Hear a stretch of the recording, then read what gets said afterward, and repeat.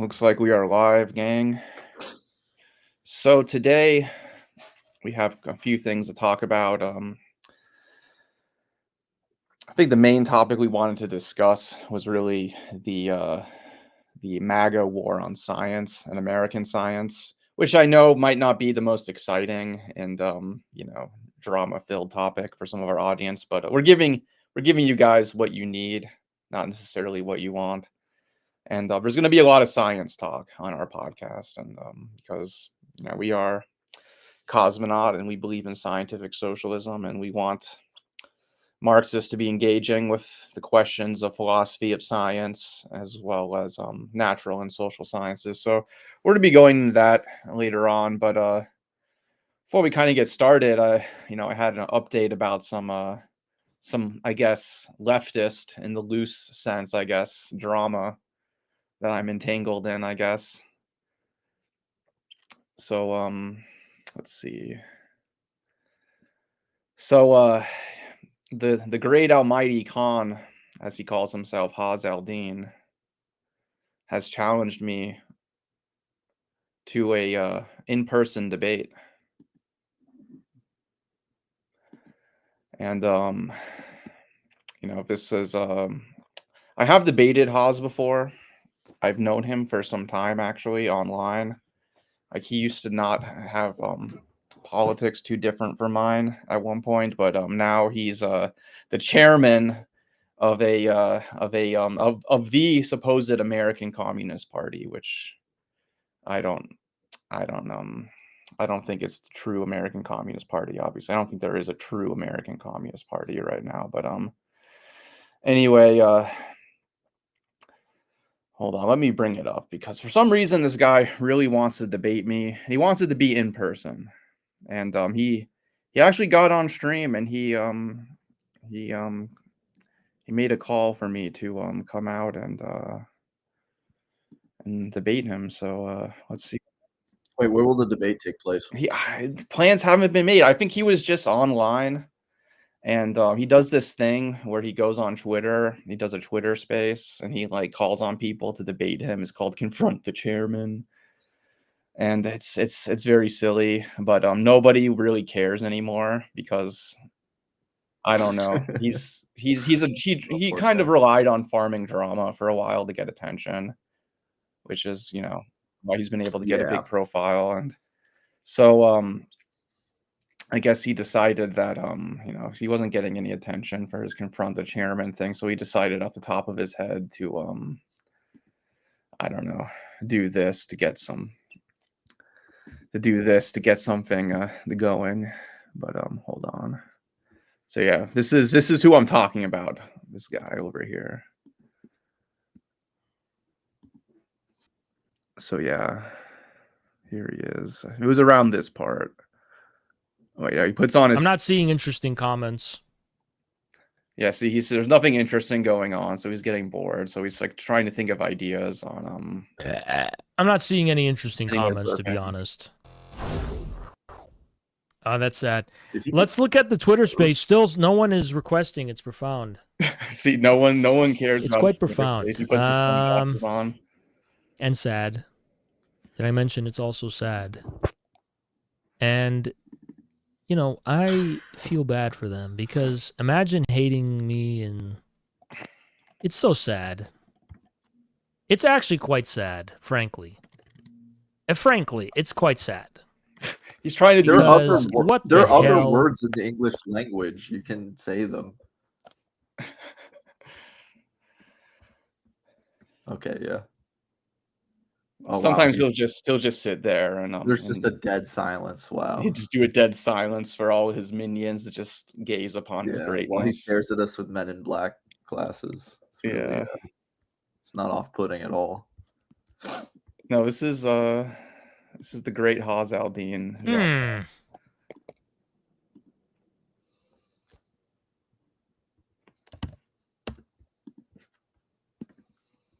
Damn, even I'm uncomfortable.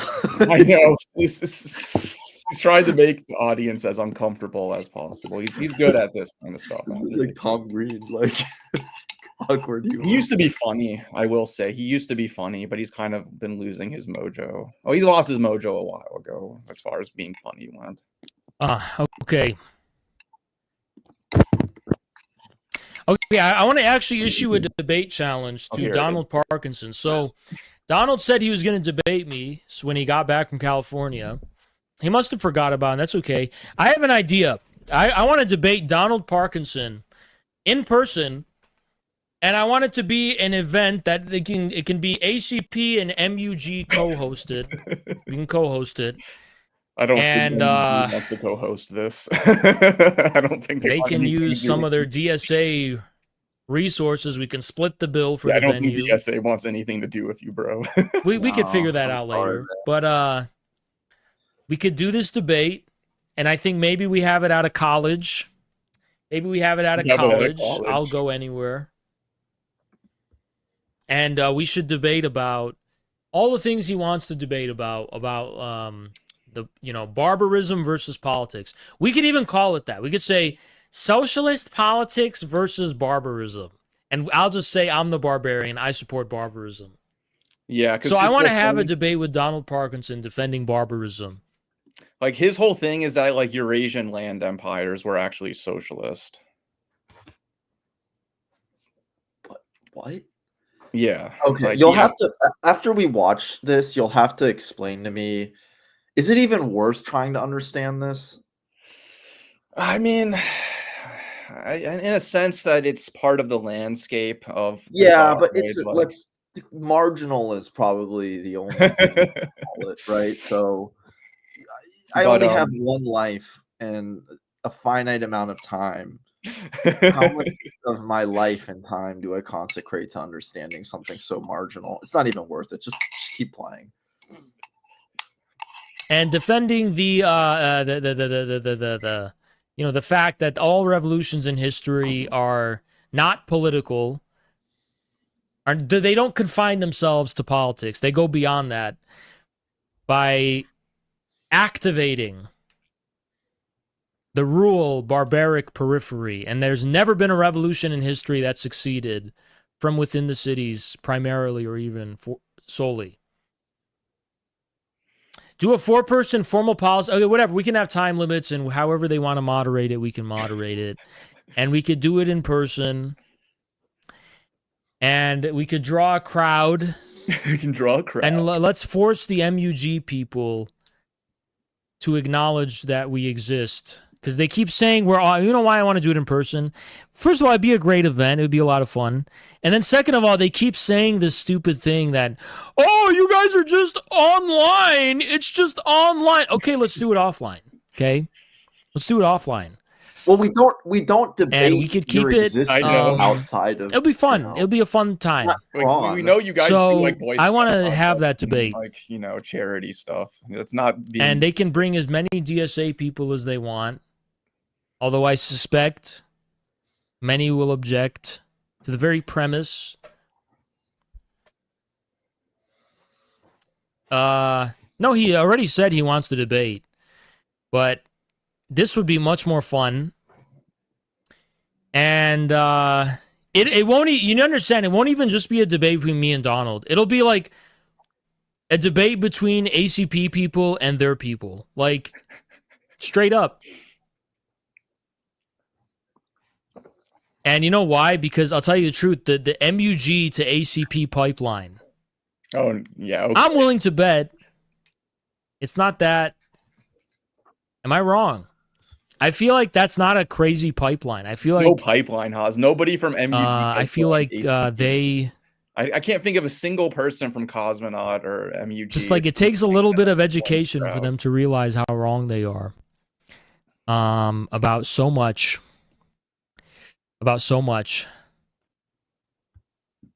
Could you debate Lavender? I don't know who that is, but I would debate them. Sure, I just don't know who it is. Anyway, that's the gist of it. Yeah, I get it. It's enough. Yeah. I mean, yeah. So hold on. Let me give you some context to like what he's talking about with the whole barbarism thing. Yeah, I kind of want to. Because they're actually... This is basically like the reason why he wants to debate this is because he posted something on Twitter. and I called them out as just like neo-Bakunanism because that's what it is. So there actually is like some thought behind this. What was that? I see you pulled the McNair, calling everything Bakunanism. Yeah. No, this is just McNairism versus neo-Bakunanism, neo-Bakunist Stalinism. I mean, these guys unironically like, like Pol Pot. Really? I mean, I don't know. Well, I mean, you did see the whole anti-urban. Right. It's this whole urban versus rural thing that they're this reactionary idea. I mean, to be honest, even Mao kind of evinces this anti-urban bias. Right. Either they're seen as cowardly or decadent. Right. So especially for someone like Mao as foreign. Because, I mean, to be fair, many of the major Chinese cities before the communists fully established power were dominated or were concessions to foreign powers.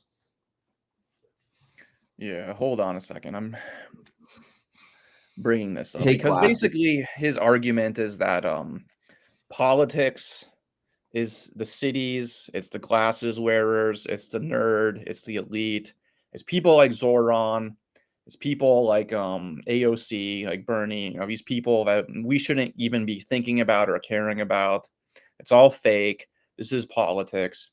And then there's the real America, which is the ruraloids, the rurals, right? And this is the heartland of the country. This is, the heart of the nation. And this is the barbarians. And the barbarians are going to surround the cities and, restore the true America against the decadent urban elites. Found it. Okay. Which is like, it's Bakunanism. And there's, like you said, there's also Maoism in there. And then there's also, I mean, the whole let's be honest, there's also fascism in there. Yeah. No, there is some, weird fascism stuff. But the thing is like the fascism like attack on the ACP people is like so tired. It's almost like here it is. Politics is for losers and shills. It stems from the word polis or city. In other words, the affairs of out-of-touch city dwellers. Real changes in the power structures have never come from within the polis, always from outside, from barbarians who subordinate the polis by force. This is what Lenin and Mao did. This is what Che Guevara did. This is what Khomeini did. Khomeini. I know. Nice. I thought you froze Khomeini in there as a good one. That is what Muhammad Genghis Khan. That's like, bro. Genghis Khan. He thinks that like Asiatic land empires were like so the great state builder, Genghis Khan. Yeah, no, he has this whole idea of Mongol modernity that like my god, what, just raising everything to the ground? Yeah, he thinks there's no historical basis to it. Like I think he just pulled it out of his ass one day, or like he was like got it from Dugin or something. But all those who tried to bring change to politics failed. This is also categorically false. Right. And so like I responded just take Lenin. To this. That's not how the revolution proceeded. Yeah, and I just said, Haas, you're just reinventing Bakunanism here. Like, Marxism was about the proletariat intervening in mass politics. You're just doing this atavistic, like, LARP in a country where agriculture is industrialized. There isn't a land reform question in this country. Like, because, I mean, it is true that, like, the rural land question was key in the Russian Revolution. It was obviously key in the Chinese Revolution. It was obviously key in the Cuban Revolution as well. But that's because you had, like, the real question of a landless peasantry. You were able to form self-sufficient bases among the peasantry and actually do an agrarian-based revolution. Whereas, I can think of two things. One, there's just the brute fact that actually for the first time in human history, more people live in cities than in the town, than in the countryside. And so rural life is not as predominant in the social dynamics of secondly, you can't really say that there exists in America something called the peasantry. it's very difficult to argue that if you mean peasantry by petty proprietors of land who engage in the production of rural commodities, then that's kind of stripping the term of its historical baggage, where peasantry is very often associated as a class stemming from feudal relations of production. Right. Something like feudal relations of production, whether it be in China or it be in Japan or it be in France or whatever. Well, so at the very least, it has to refer to like it's subsistence farmers of some kind. Yeah. And that doesn't really yeah, exactly. Like, I mean, it's very clear that in the US for a long time, no one engages in the US on a mass basis in subsistence farming. They produce for the market. Yeah. So, you know, their lives are dominated by capitalist Well, relations. we've gone beyond formal And, subsumption to real subsumption. Like, the production processes themselves have been Exactly, yeah. mechanized. Like, we have mechanized farms with waged labor Yeah. in this country. And even if, like, there's petty property, like, it's kind of an illusion Right. that there's that you know, because in many ways they're just these quote unquote small farms are just integrated within wider networks that are themselves dominated or completely controlled by agribusiness, like, you know, firms like Monsanto, et cetera, et cetera. So yeah, it's a bit of a weird way of it's a very ahistorical way of understanding American agriculture today. Well, you know, and in Russia, it's kind of like it's very clear that the revolution is principally led by the Bolsheviks and by highly conscious strata of the working class that are in the cities. Of course, like, that working class is one that's constantly being recycled between country and town, but nonetheless, it is a proletariat. And the peasantry was in many ways kind of a fluctuating variable because they spontaneously started to sort of occupy land and seize land. But then, so in other words, they would, you know, they very much would follow the Bolsheviks insofar as the Bolsheviks preached land reform. But then during the Civil War, when the Bolsheviks started, you know, because of war communism and because the people were starving in the cities, they started requisitioning grain. A lot of bednayak, even bednayak, that is the lower order of peasantry, started to engage in jacquerie, started to engage in peasant revolts, and would just like commit all kinds of brutality. The same thing happened in like a very similar thing happened in 26 with certain agricultural crisis where, you know, you have horrible stories of Soviet officials trying to requisition grain and they would slit open their stomachs and stuff grain. Yeah. So the peasantry, Soviet as much officials as would do terrible things to peasants in revenge. Of course, yeah, no doubt, no doubt. But it's just to say that you know, very much, at least in the Russian Revolution, it is very much led by the Bolsheviks and by a strata of the proletariat. And the peasantry, as much as it follows because of the land reform question, is also highly fluctuating and often engages or in anti-state reactionary actions. And, Like, you could have made the opposite kind of argument. I think the Chinese Revolution is an interesting argument because it really is a peasant-based revolution. Yeah, it is. It's, you know, and I've been reading Philip Short's biography on Mao recently, and then also a book by what's it called? A book by Maurice Meisner. Yeah, Maurice Meisner is fantastic. I highly recommend his book. Yeah, and as much as he kind of does caricature Marxism to say Mao broke from Marxism, he does pretty convincingly show that Mao's thought is in many ways very heterodox. Yeah.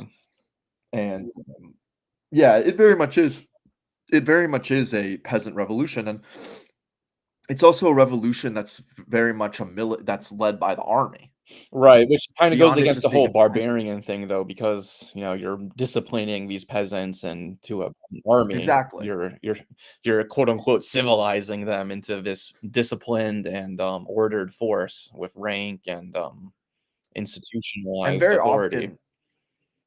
And very often the leadership of the CCP is people like Mao, who are wealthy peasants, or even, urbane or like intellectuals, right.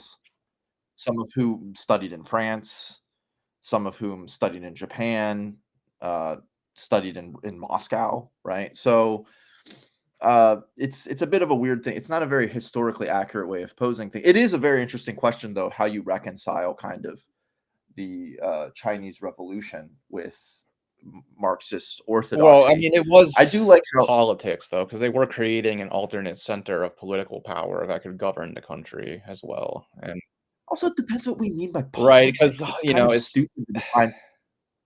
It's stupid to define politics by Greek etymology. Yeah, it's clearly not what people mean. It's not what people do in the cities. It means the struggle for power in the broadest terms. Where is politics not happening? Yeah. I mean, like like everyone living in a rural area in the U.S. is just living in pure harmony, and there's no conflict anywhere. Like, what? No one's struggling for resources. No one's struggling. Well, I mean, really what this is about pandering to the MAGA people, because MAGA is like rural American coded. And I guess, their whole thing is like, we need to like take up the promise of MAGA to reindustrialize America. And so, I mean, obviously, like, out here in the Midwest where I am right now, like there are areas that are like pretty deindustrialized. And I guess, they are rural areas. And so, yeah, I mean, that's the other thing is like there's a lot of Trump's base is also kind of ex-urban, right? So, in Maryland, at least, there are rural areas, but they're like 20, 30 minutes from cities, right? And it's kind of all bleeding into each other. So it'd be interesting to have like an urbanist or a demographer talk about well, there's a guy, Philip Neal. He's kind of a ultra left communizer guy, but he does write about like the hinterlands of America and the geography of class struggle. So, like I just think like there's a reason why Karl Marx like saw the urban proletariat as like a key nexus of change, and saw urbanization as like progressive, and saw the concentration of workers in cities as something that was going to lead towards proletarian mass politics in a progressive way. Yeah, I mean, and it's worth reiterating at least two things, right? One, by its strategic position, the proletariat can block capital accumulation, right? And two, by its class position, it has the interests in overcoming capitalist relations of production and replacing them with socialist ones. Of course, both of those claims are not trivial, and they have to be hashed out, and it's not the totality of Marx's analysis. Those are two very important aspects of, I think, Marxism. Well, it's just when you concentrate massive amounts of people without any kind of property claims into concentrated areas, you create the possibility for a civil society, for people to talk to each other and engage in mass politics. Whereas in rural areas where people are more spread out, and people might be like more connected to small property, it's harder to do that. I mean, of course, yeah. I mean, one of the things Marx tries to show in Capital Volume 1 is that there is a tendency within capitalist accumulation for two processes: centralization and concentration. Centralization meaning that more and more of the means of production are controlled by less and less capitalists, right? And concentration, which is that the labor process, both, physically and socially, becomes literally concentrated in smaller and smaller places. One thing I will say is that, of course, those are two feasible and probably true statements, but there's also the fact that the labor process is more and more. Right, that's the thing. Yeah, exactly. So if we do make the ability of the working class to define its political, if we do make physical concentration kind of a necessary condition for the working class becoming conscious as a social agent, then unfortunately the empirical trend seems to work against that. So it's clearly not the whole story. Well, not just in the labor process though, but just like in living like more workers Yeah, live that's in like true. neighborhoods, you know.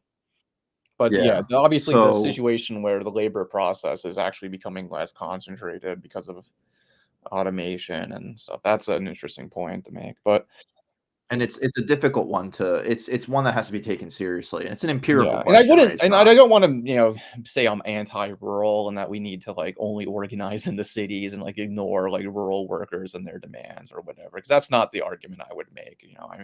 I wouldn't fall into this like barbarism versus politics kind of thing. Like we need, you know, like Well, the main thing is this is just pure political capitulation to culture yes, war, exactly. which does absolutely nothing in furthering the class struggle in the Yeah. U.S. Neither for urban or rural workers. Yeah, and Right? I mean, it does raise a question of like, you have the more genteel, educated, more kind of PMC leaning DSA types, obviously, and then you have the more, the more rough and ready proletarians who aren't as educated, who are more unskilled, who are not as politically, correct or whatever. That is a real division, that It is, it is a cultural but division, and you have to overcome that division. But this kind of culture war nonsense that turns it into like the antagonism that replaces class antagonism is just ridiculous. Like, yeah. And the other thing is like this self-consciousness about the socialist movement that for now it's composed largely of intellectuals and petty bourgeois types and quote unquote PMC kind of has to stop. It's sort of self-defeating because historically it's like, what did you think was going to happen? Right. If you just look historically, I mean, Marx was a pauper, but in terms of class background, education, et cetera, he wasn't exactly a rough and ready type. yeah, exactly. Neither He did like to party and and drink. There's stories about him and yeah, Wilhelm Liebknecht, their little yeah. adventures. But and you look at Russia. Lenin was from a family of whose dad was a civil servant and ended up becoming sort of lesser nobility. So, and then you look at China and Mao's. I mean, he came from a highly ignorant Yeah. area. Well, listen, And Haas. his dad Listen, I was know you're basically probably not listening to this, but like you may not wear glasses, but you are a glasses wearer just as much as I am. Like you are a nerd on the internet, just like me. Like, so you're not a barbarian. It's all a just LARP. stop being It's all a self-conscious. LARP. You're not a barbarian. Yeah. You're just a nerd. We Yeah. came from the same forums. Yeah. You're not a barbarian Mongol warlord. You're just a nerd who's trying to form a communist party. Yeah, basically. Plus, we don't need more knuckle draggers in the U.S. Yeah, exactly. We need the knuckle draggers to become good proletarian intellectuals. We don't need to celebrate knuckle draggery as some great proletarian virtue. Yeah, anti-intellectualism in America has served no one within America or outside America. Exactly. So Americanoid anti. Let's get over it. Let's get over it. Just stop being self-conscious. It's okay. You can be a nerd. Just have a good class. We want to be smart. We want to be smart. It's good to be smart. It's good to, So, it's funny. My brother just texted me saying he walked by Zoran Mamdani in New York City. Oh wow! How many cattle have you even raided? None, bro. How many wild boar have you gunned down today? I'm sorry, I'm lame. I'm a lame decadent glasses intellectual. But anyway, yeah, I already said I do the debate with Haas. I don't know where it's going to be or when it's going to be. I don't even think he was like expecting me to like accept it because he has this idea that I'm like scared of him or something, even though I've like debated him before online. What, you're afraid that he'll raid your cattle? Yeah. He's going to call in his army of true American patriot cowboys to come in and yeah, absolutely ridiculous. So one thing I wanted to touch on briefly is kind of this controversy about Burkina Faso and Ibrahim Traore. Oh yeah. So we did talk about him a little bit, I think, when Rob Ashlar was on. We kind of discussed it. No, I think it was with your friend from Twitter. What's his name? Nicholas Varn, No, maybe. Maoist guy. Oh yeah, no, Black Red Guard. Yeah, Christopher Winston. Oh, sorry, man. Yeah. So this new law that they passed in Burkina Faso against homosexuality, it's pretty bad. It's up to 5 years in prison. If not that, then there's all kinds of different fines and stuff. I mean, seems like Burkina Faso like was pretty progressive on these kind of things up till now. And so, Ibrahim Traore is the current leader of Burkina Faso. He came in around a couple of years ago, kicks out the French, brings in the Wagner group at the time. And there's other juntas in the Sahel region who basically do the same thing.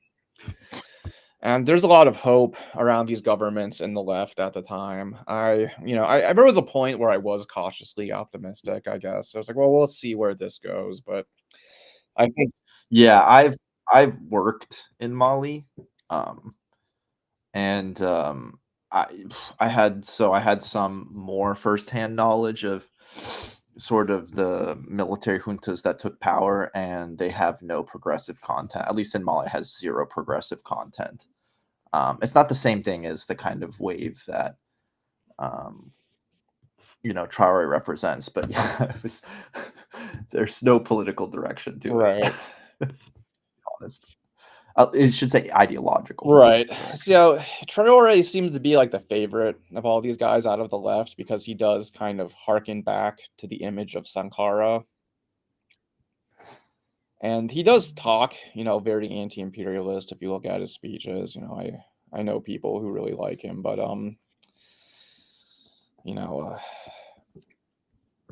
first of all, there had been a lot of reports about the way the Wagner group, which has been renamed the Africa Corps, which is just like an absolutely absurd name. It sounds like the Bureau Arabe in Algeria. Right. That's what I'm saying. Like it just sounds like old colonial office. An old school colonial office. It's just super fucking sketch. Yeah. And so I guess, the question is like, are the Russians going to be like a lesser evil relative to the French? I think that was maybe an open question. I don't know how you judge these things, but it's clear that the Russians are, mistreating the locals very much like in a colonial overlord would. Or neo-colonial, I guess, in this case, because they're not actually like taking over the country. They're coming in. They were invited in, but nonetheless, like there have been like in Mali, there was like a terrible, terrible massacre. There was like videos of it and stuff, and so they're fighting the Islamists. It seems like Traore really is not winning this war, but like and I don't want to like piss people off because I know like, we probably have people who are fans of us who like Traore and are fans of him. But like it seemed like from the kind of anti-imperialist like news networks and like alternative media, like there was like no critical analysis of what was going on in Burkina Faso or any of these other governments. And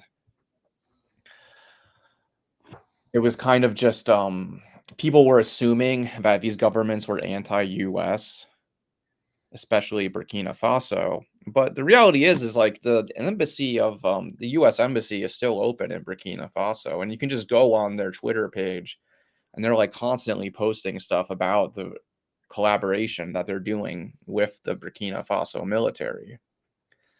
They had an ambassador, visiting with the Trump administration like just a few days ago. They had an Israeli official in there visiting not too long ago. So, I think a lot of people saw that's shocking. Yeah. So there was this sense that because they were anti-French and had this anti-colonial messaging that they were, therefore anti-US. But the reality is I think the US is more concerned about the jihadists than they are about Traoré and these junta governments, and are basically collaborating with them. Not to the same extent that the Russians are, obviously, because I don't think the US has a military base in Burkina Faso, but the Russia does. But nonetheless, there is diplomatic cooperation, and there is like the US does send over experts to do training with them. But anyway, just a couple days ago, or not, maybe not a couple days ago, but just like maybe like 3 or 4 days ago, Burkina Faso announces this new law against homosexuality. And the reaction is that like you can't criticize this because the US is using it to manufacture consent to steal Burkina Faso's gold. But there's no evidence that this is true. There's like no evidence whatsoever that this is true. I mean, first we kind of also have to be, we as communists can see that there can be progressive content to bourgeois nationalism, but right, we also have to see its limitations. And what's particularly appealing to the quote unquote normies around Ibrahim Traoré is that he's a developmentalist who is not willing to take aid. And this was a big thing that Thomas Sankara also was into, but Thomas Sankara was a communist and a Marxist, and very clear what the ideological basis of any genuine anti-imperialism should be, which is to be a revolutionary socialist. The power of the imperialist nations is not just that they're in the West or whatever. It's that they are capitalist. They are capitalist powers. And they seek to dominate the markets of all other nations, and they seek to establish regimes of resource extraction on their terms. So, we have to be very clear on what a good ideological basis to oppose imperialism should be, and it's socialism. And not heard one statement by Traoré about capitalism or socialism or being a socialist, et cetera, et cetera. So let's not try to make him Thomas Sankara 2.0. It's a lot weaker ideologically. Right. And we have to be clear on the limitations of this kind of bourgeois nationalism as depicted here. I don't really even, is he trying to? Well, my understanding is, Mike, that he's fighting JNIM, who are basically Salafi jihadis. And the rural base, there's a really good article by Rob Ashlar actually about the political economy. I'm guessing he's trying to undercut the Islamists. Yes, he's trying to undercut the Islamists. Don't ever try to do that. There are many, many, many, many, many, many examples in, I can just think of in the Arab world where you try to appease the Islamists and it never works. It never fucking works. You basically open the door to them. Right. You're not going to out conservative these ridiculous Salafis. You're not going to. Yeah, no, you're going to keep appeasing that. Eventually people are going to want the genuine article, not your shitty LARP, not your shitty appeasement, right? And it never works. It never fucking works. So don't even bother doing it if you're not a Salafi. Yeah, I mean, it's not going to help with the counterinsurgency at all. No. Like, I don't think that's going to help at all. But I think maybe what it will do is like provide like a scapegoat for the urban base. Maybe. I don't know. I think it's kind of, I'm guessing that my first thought was, oh, he's trying to undercut the Salafi. Yeah, that's my first thought too, but I don't think it's actually going to do anything or work. Well, as I said, don't play that game. It really it doesn't work. It's not going to. The FLN in Algeria, I mean, it was always riven. It was always riven by this debate of how does the nationalist movement relate to Islam, and by the late 70s, it started to try to appease more and more the Salafi element, not just those who saw Islam as important, but the Salafi element. And by 84, it was implementing regressive laws of, for instance, of applying certain aspects of Sharia to the family code. And that, for instance, placed women in a statute of being minors for life, right? They're considered minors for life by 84. And yeah, that's unacceptable. It's unacceptable. And finally, as much as elements of the regime wanted to LARP being Salafi, they weren't the genuine article, and people saw through that shit. And then they wanted the genuine article. You have to put your foot down and fight that kind of thinking. You just do. Fire alarm going off in this house. Yo, my fire alarms sometimes be spazzing out. Yeah. And just, yeah, boy who cried wolf eventually. But yeah, so this is bad shit. This is stupid. Yeah, and I don't want to just like hate on Traore. Like, I don't want them to fail. You know, I have no compunction. My family. I want Burkina Faso to have a good government that's, you know, developing good industry and you know, and like I support, you know, developmental nationalism when it's, you know, the alternative to, you know, barbarism, basically. I'm sorry. I have much less of a compunction because people can try to criticize personal reasons. My family were deeply in Arab nationalism and also had many, many connections to nationalist movements in the Sahel and West Africa and in South Africa. And no, part of the goal of a genuine nationalist developmentalist project is to raise the social consciousness of the people, is to raise the liberatory thinking and practice of the people. And homophobia does not right. That. It does not. Yeah. And I don't think, like, I feel like there's these, you know, these laws didn't exist before, and there was already like a culture of acceptance towards homosexuality in Burkina Faso. So there's really no. That I didn't know. I've been to Burkina Faso actually once. I went to Ouagadougou. So I don't know shit about. I don't know too much about their culture. In a place like Algeria, it's very hard to be gay. And you don't need laws on top of it to make people's lives hard. Yeah. You know, to make LGBTQ people feel threatened. So yeah, I was frustrated by how many people were saying that, like, we can't criticize these laws because it's going to be used to manufacture consent for regime change.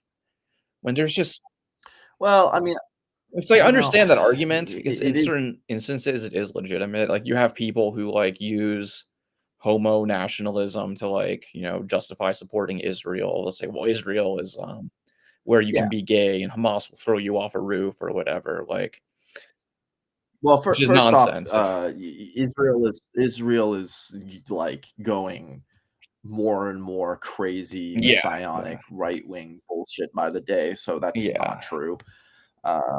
And secondly, it's a question of context, right? Am I going to listen to that kind of bullshit from an imperialist? No, but we're within our camp and we have to be very clear on what's going on. It's a very different context, right? Yeah, no, so you know, and you have to preface it by saying in no way, shape, or form, imperialism will not help the condition of homosexual people. And well, I just think in this instance, like, the U.S. is not concerned with overthrowing their government. Like, they're very concerned about JNIM taking over and having an Islamist state in Africa. That's what their concern is. I mean, do they care about the, you know, for the U.S., like, do they care that the CFA, which is, so people might not know this, but many countries in West Africa, their currencies are linked to the French central bank through something called the CFA. Do the Americans care that the CFA is no longer economically as sovereign in Burkina Faso? Not really. Shit. That's French imperialism. They don't mind if French imperialism. Right, exactly. That's what I was going to say too. Like, if anything, it just means more American hegemony over Europe. Yeah, exactly. Like, they're like, great. Well, I mean, I think imperial, maybe some people, obviously, like the more Atlanticist wing of the State Department probably doesn't want Russia getting more involved there. But regardless, like, I think if you're coming from just like a kind of position of like, we want stable markets for neocolonial wealth funds, we just want to be able to have well, from what I understand, Russia's quickly burning up whatever goodwill they have in West Africa, yeah, like they very are, quickly, very, very fast. Like through just the utter brutality and incompetence of the Wagner Group. Yeah.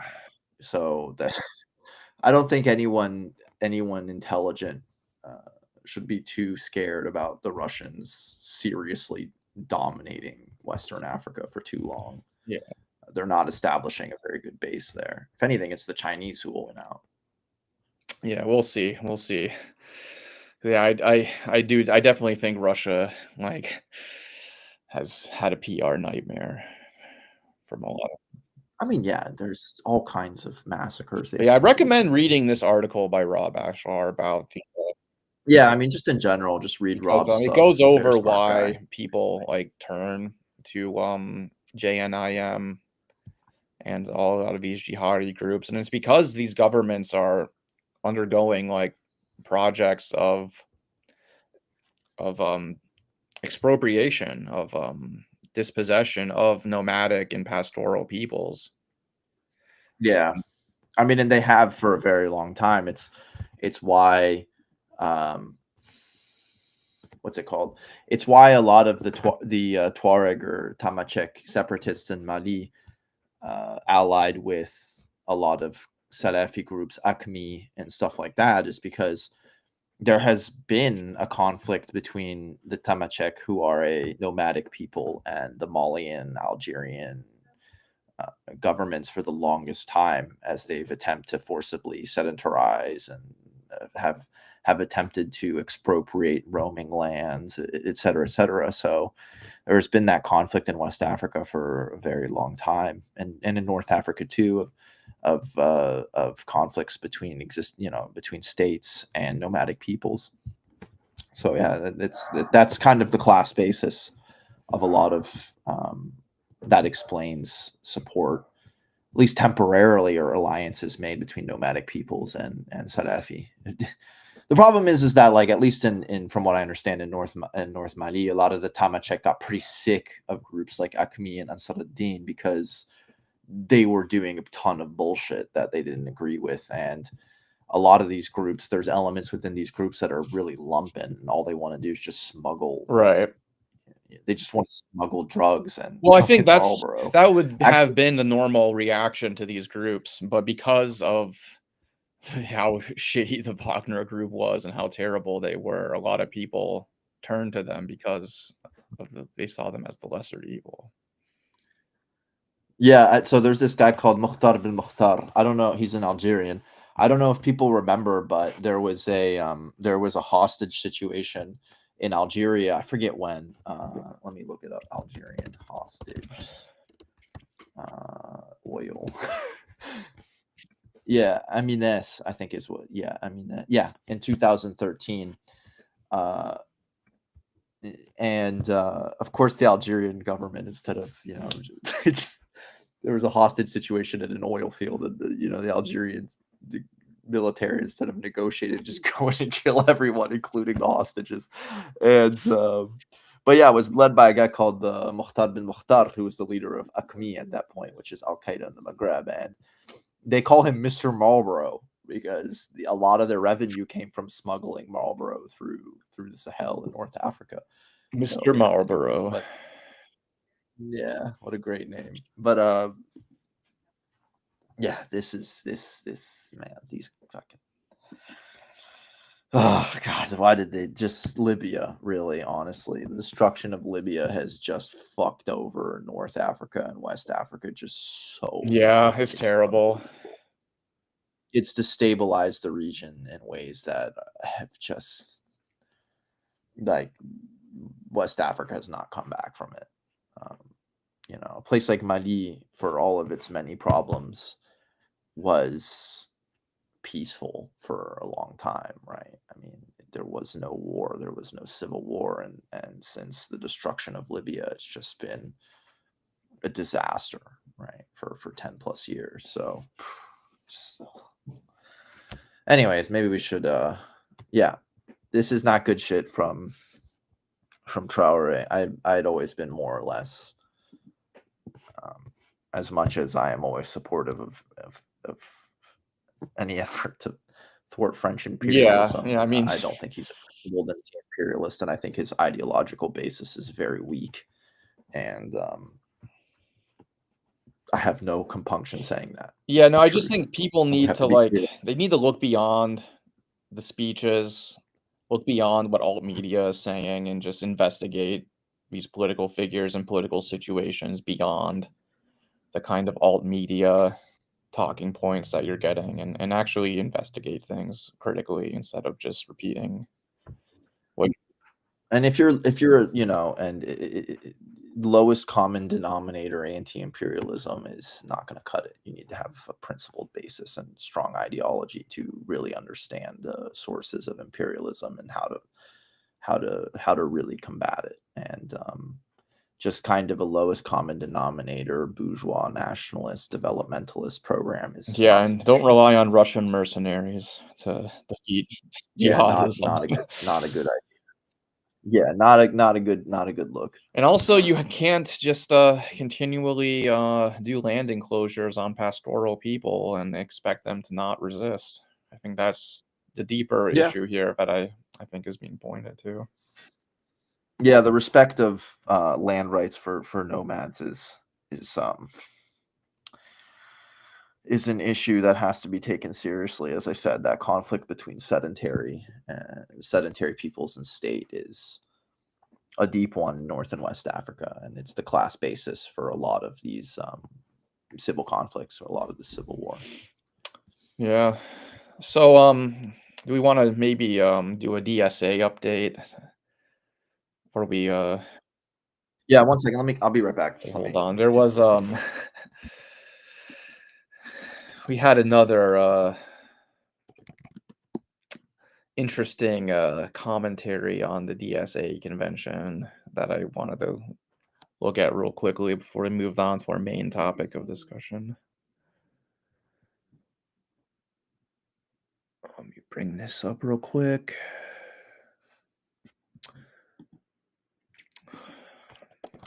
For some reason, it's not on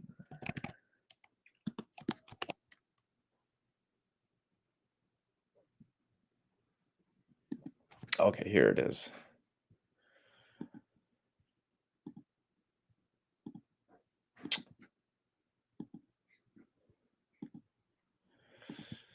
So yeah, we have a sectarian group that is commenting on DSA's convention and criticizing the supposed sectarianism of DSA, which is funny. Yeah, we're gonna be yeah, this is our cringe hour. Yeah, this is, let me give some background on this group. Okay, so SDS in the 1960s, splits. There's a bunch of different, there's Maoist groups that come out of it, like the Revolutionary Youth Movement. You got the Progressive Labor Party, you got the Weathermen who go off and, bomb stuff and be hippies. And then you have a bunch of other groups that become the new communist movement. And of those groups, one of them eventually becomes Freedom Road Socialist Organization in the 1980s. And they're basically a Maoist group. Then after Tiananmen Square, they split over their reaction to this instance, which is the one side basically says that we have to uphold modern China as like anti-revisionist Marxism, Leninism, and that Tiananmen Square was like a justified response to a color revolution, and that we have to, keep the Marxism, Leninism going and uphold the actually existing socialism. And so they're still called Freedom Road Socialist Organization today. They were actually my introduction to the organized left. I don't really have very many good things to say about them. Then there's a split from them that also kept the name Frizzo for a while. And they're like softer Maoists. They're more like I guess people call them Van Jones Maoists. They're more of like the kind of Maoists who got jobs in academia, who work in NGOs, who are like did the Rainbow Coalition and then did the Rainbow Coalition. Even though the other Frizzo guys that I knew worked for Obama, actually. That was a funny thing. Like I knew a bunch of Frizzo guys who were like hardcore MLs, like defending North Korea and stuff, but then like campaigning for the Obama campaign in 2012. And that was when like, yeah, and that's what I was like a left com back then. I was like, it's like, oh, Bordiga was right. Stalinism and liberalism are the same. But so this is the other split of Frizzo though that are even like more liberal and like, yeah, Rainbow Coalition Maoism, I guess is what you could call it. But I guess they're like siding with Socialist Majority Caucus within DSA, and they wrote this whole like this whole commentary on the DSA convention that was just like full of cringe. But I will say that like of all the DSA convention commentary pieces, this was probably the more sophisticated one. I'm not getting audio on you, which is saying something because yeah, it's a low bar, don't get me wrong. Yeah.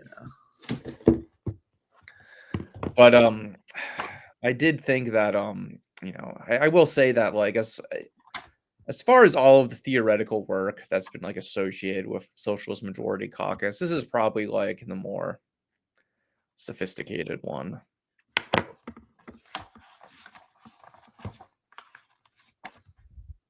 But yeah, so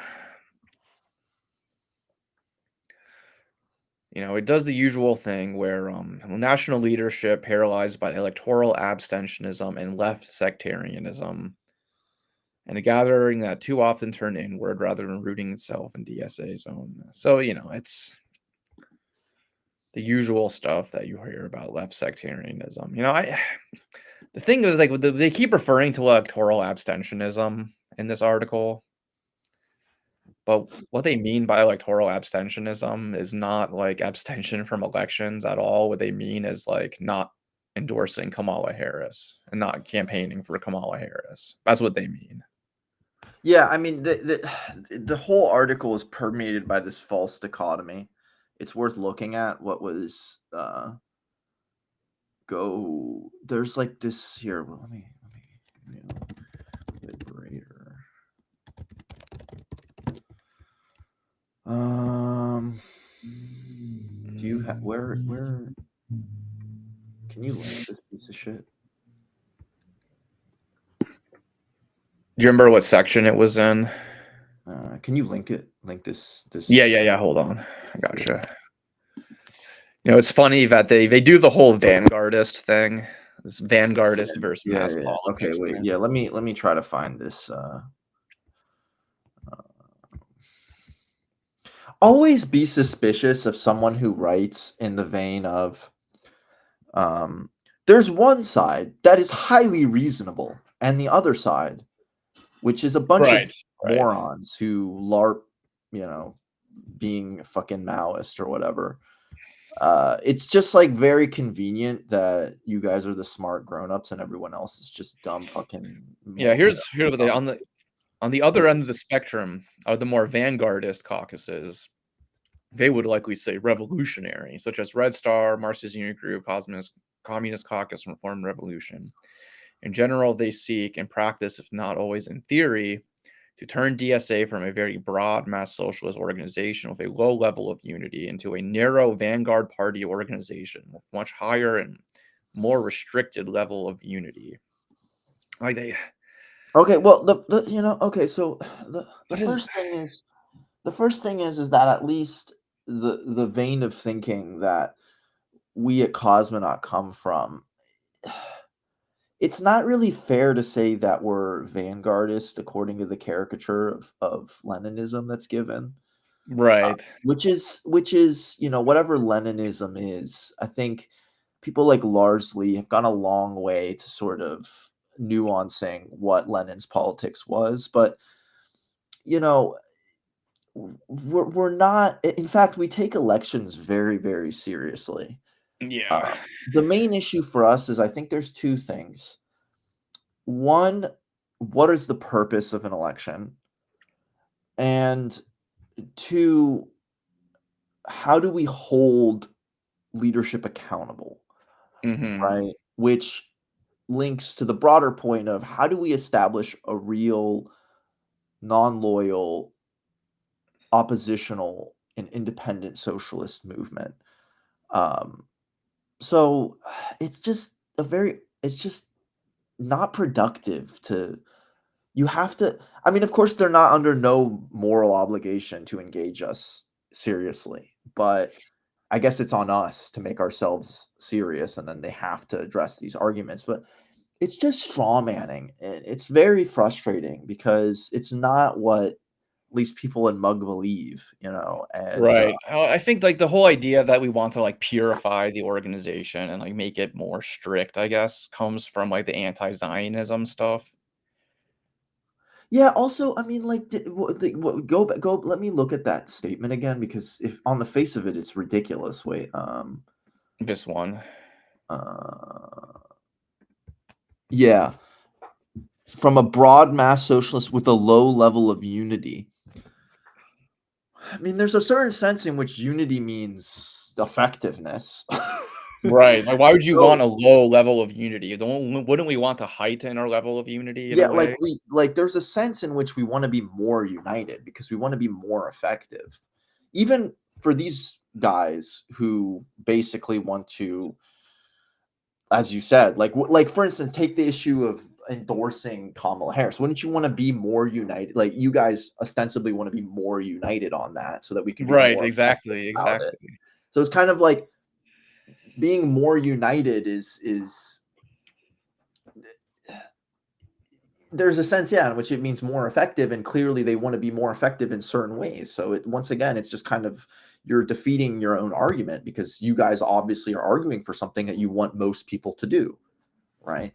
So in the organization, so it's kind of like, we want programmatic unity. Any fucking coherent organization should have that. There should be some kind of clarity about what we're all striving towards, about how we get there, about what we prioritize. Otherwise, what the hell are we doing? We're just giving ourselves a name and everyone does their own thing. It's just like kind of an organizational solipsism. So I just don't get it. I don't get what points they're trying to make. Yeah, and so they do this argument that like 80% of DSA members are inactive, and so,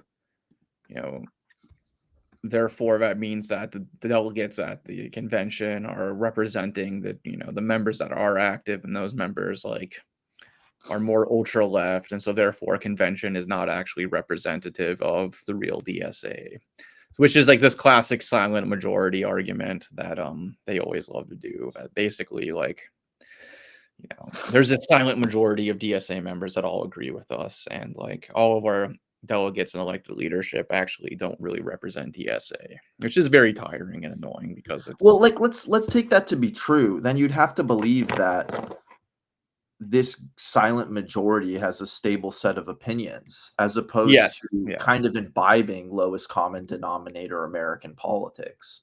Right. And the question is leadership in the organization doing a good job to educate people? And once they're educated, would they make the same choice? Right. And so that's kind of, it's a bit here's the problem is I don't think they want them to be educated, because that means they'll think critically about like whether to endorse the next candidate, rather than just like going along with whatever the whatever's supposed to, whatever these NGO amorphous progressive types want, right? And how many let's just say you're just some neophyte kind of quote unquote democratic socialist, you like Bernie, you don't really know that much about the history of the socialist movement. Do you know about something like the SPD, right? Do you know that for all the many faults of the French Communist Party, trust me, like it had at certain points a majority of the working class on its side within France. Do you know about the Italian Communist Party? Do you know about the history of the Chinese Communist Party and the popularity it developed?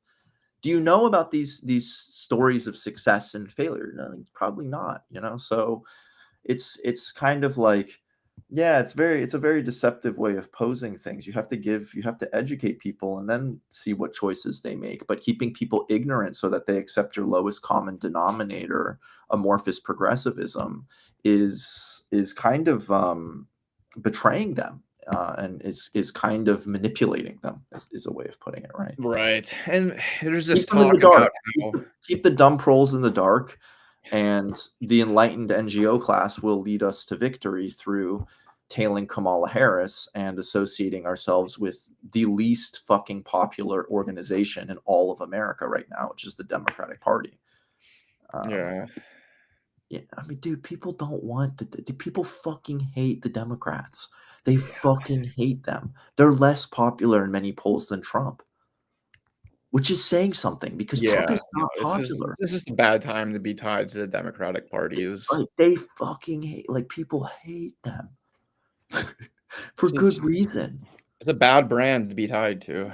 Yeah. But yeah, so and there's just kind of this talk in here, like there's already this mass movement that's happening against Trump, and then we kind of just like need to like join it as a coalition. There isn't. What the fuck are they talking about? Yeah, and like there was like the No Kings protests, or the protests in LA. Like there are protests and stuff happening, but it's not like an actual mass movement that we can just kind of join up with and provide leadership to. Also, what the reality is like we have to build it from the ground up if we're going to build something. And also, like, not to hate on these protests. Protests are important and whatnot, but what the fuck? It's not a movement. Well, also, what the fuck does Trump care? What's that going to do for, like, against Trump? Like, the best thing that a lot of these protests do is just, like, show people in foreign countries that, like, there actually are people opposed to Trump. It kind of somewhat shows the rest of the world that we're not all dumb hogs who want red. Right. That's honestly, like, that's really like the main thing that they do, I think, is like they kind of just like show to the foreigners that Americans aren't just like all morons. So that when, the petty bourgeoisie goes to France, like they can be like, don't hate on me. Yeah. I'm a good American. So, there's a lot of talk about Zoran Mamdani, who, his campaign's been making me very nervous. He was just hanging out with Bernie and AOC, which is like, of course he's going to hang out with Bernie and AOC. It's not like he's going to snub them, but, it's... Yeah, first off, against, like, all of the attacks that I've seen by libs and by the right wing have been almost purely personal. An attempt at character assassination. The recent scandal I saw was that he was eating a burrito on the metro, like on the subway. Oh, that's an old one, man. You're behind. Okay, well, I'm behind. So that's what I'm saying. It's just dumb shit like that. No, one of the more recent ones was about his like wedding in Uganda or whatever. He's like, he had a wedding in Uganda and they had like security there or something. Like, yeah, it's just like, just shut such nonsense. You guys are so desperate. It's unbelievable. So I'll always defend him against those people, but it is a bit troubling seeing how he's already, first off, kind of spitting at DSA. Like, but he basically, they asked him about his position for like clearing like drug convictions. And because it's a DSA position, he basically referred to DSA. He said, "No, I don't support that." And then he referred to DSA as just like one coalition partner, basically, rather which than is really bad, because he has the power to say, "This is a space where we can organize for, at a minimum, the policies that he wants to put in place." Right. And the day after, there would be 2,000 people who sign up. It's really not that hard. Right. Like, you could even say like, we're not ready to like implement that policy yet, but like this is like what my organization is fighting for. There's other things he could have said, even if it's not like a policy he wants to campaign on right now. But just throwing the organization under the bus is just another one, it's like, Adam, why can't these motherfuckers say join DSA. You know He what I'm did saying? actually say that at a rally recently, Well, that's apparently. great. That's great. Then Right. thank you. Then that's So it's awesome. like a +1, a minus, a plus, a minus, you know, Yeah, it's exactly. It's checkered in that way. You know, I not to excuse him, but I can only imagine how scary it must be getting on like CNN and Oh, yeah. people Oh, yeah. people have been trained to just do character assassination and make simplistic points and simplistic arguments and manipulate your statements, take things out of context. I can only imagine how terrifying it must be getting up and defending what defending what you believe or trying to push. And I'm not saying that in every instance. No, you know what? I would just say fuck you all. I'm going to say what I have to say. And if anything, it's almost a strategy move because people, especially right now in America, they're kind of tired of the disingenuousness of the political class. And a Yeah. lot of people, I remember when AOC first won, even a lot of conservatives were like, well, at least I appreciate that she believes what she believes and says what she believes. Right. Yeah. So it is worth just being courageous. Just be courageous, you know. But I can only imagine how hard it must be being him. Just getting Yeah, because they're constantly just they're gonna hit him with all kinds of stuff. all kinds of dumb bullshit, you know. And they have millions of dollars of behind trying to discredit him and come up with arguments against him. And you know, it's not an easy job, I'm sure, but Yeah. no one forced him to do it. Yeah, I mean, he's under a lot of pressures. I think this is like, I don't think it's because he's like this evil traitor, dirty, rotten bastard. Who's like in op or whatever. I do think it's because of the pressures of trying to navigate running for mayor of New York City while being a socialist, and Yeah, it's crazy. but that just goes to show the kind of the follies of that strategy. And I think Yeah. Yeah. I mean, in general, what we try to argue is that once again, coming from the line that we come from in Cosmonaut, is you need to have well, first off, there's only so much you can do within a locale. You need to build a real national movement, an international movement, even. But the other thing is that you better have things stacked in your favor. You better have an active base or an active population if you want to push through what you want to push through. And I don't really think that we're ready in that way in New York. But Yeah. Is there any other howlers in this?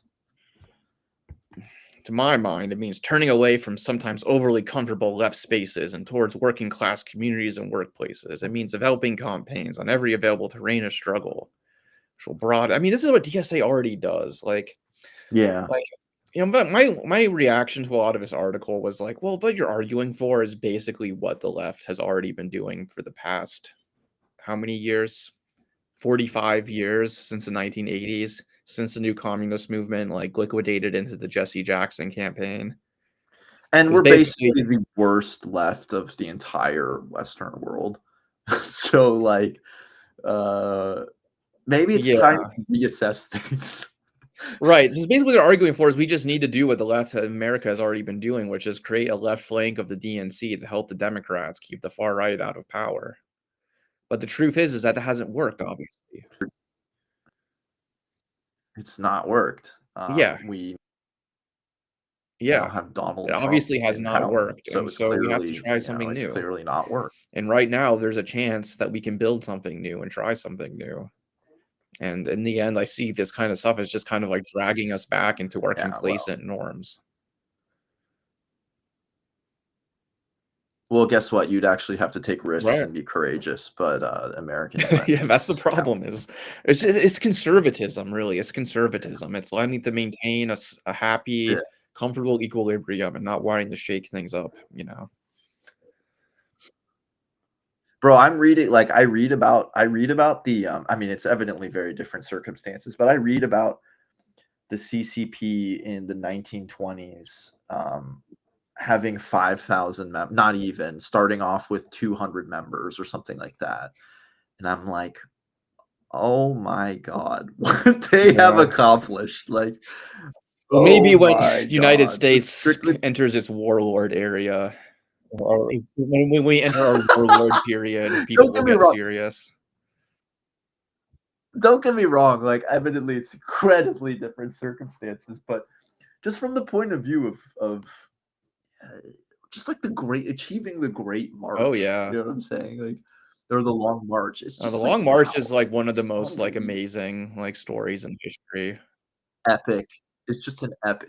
There needs to be a good ass movie on it because it is epic. Yeah, You yeah, know, I really don't know what else to say about it so other than it's just one of the most epic moments it's in just so history. badass. You know, and I just like look at like my grandfather's generation in Algeria. And I'm like, my God, the organizing you guys did and what you guys accomplished. And then I look at what we do here, and I'm like, we fucking suck, dude. We suck. We Well, are we just really live in such a cowardly, different quite world, you frankly. know? No spine. It's just totally I know we do, but we also have yeah, no spine. American left has no spine. None. yeah.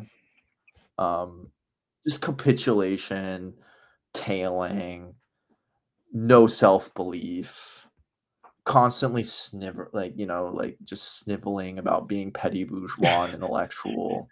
We need to It's stand just on tedious. business. It's really tedious.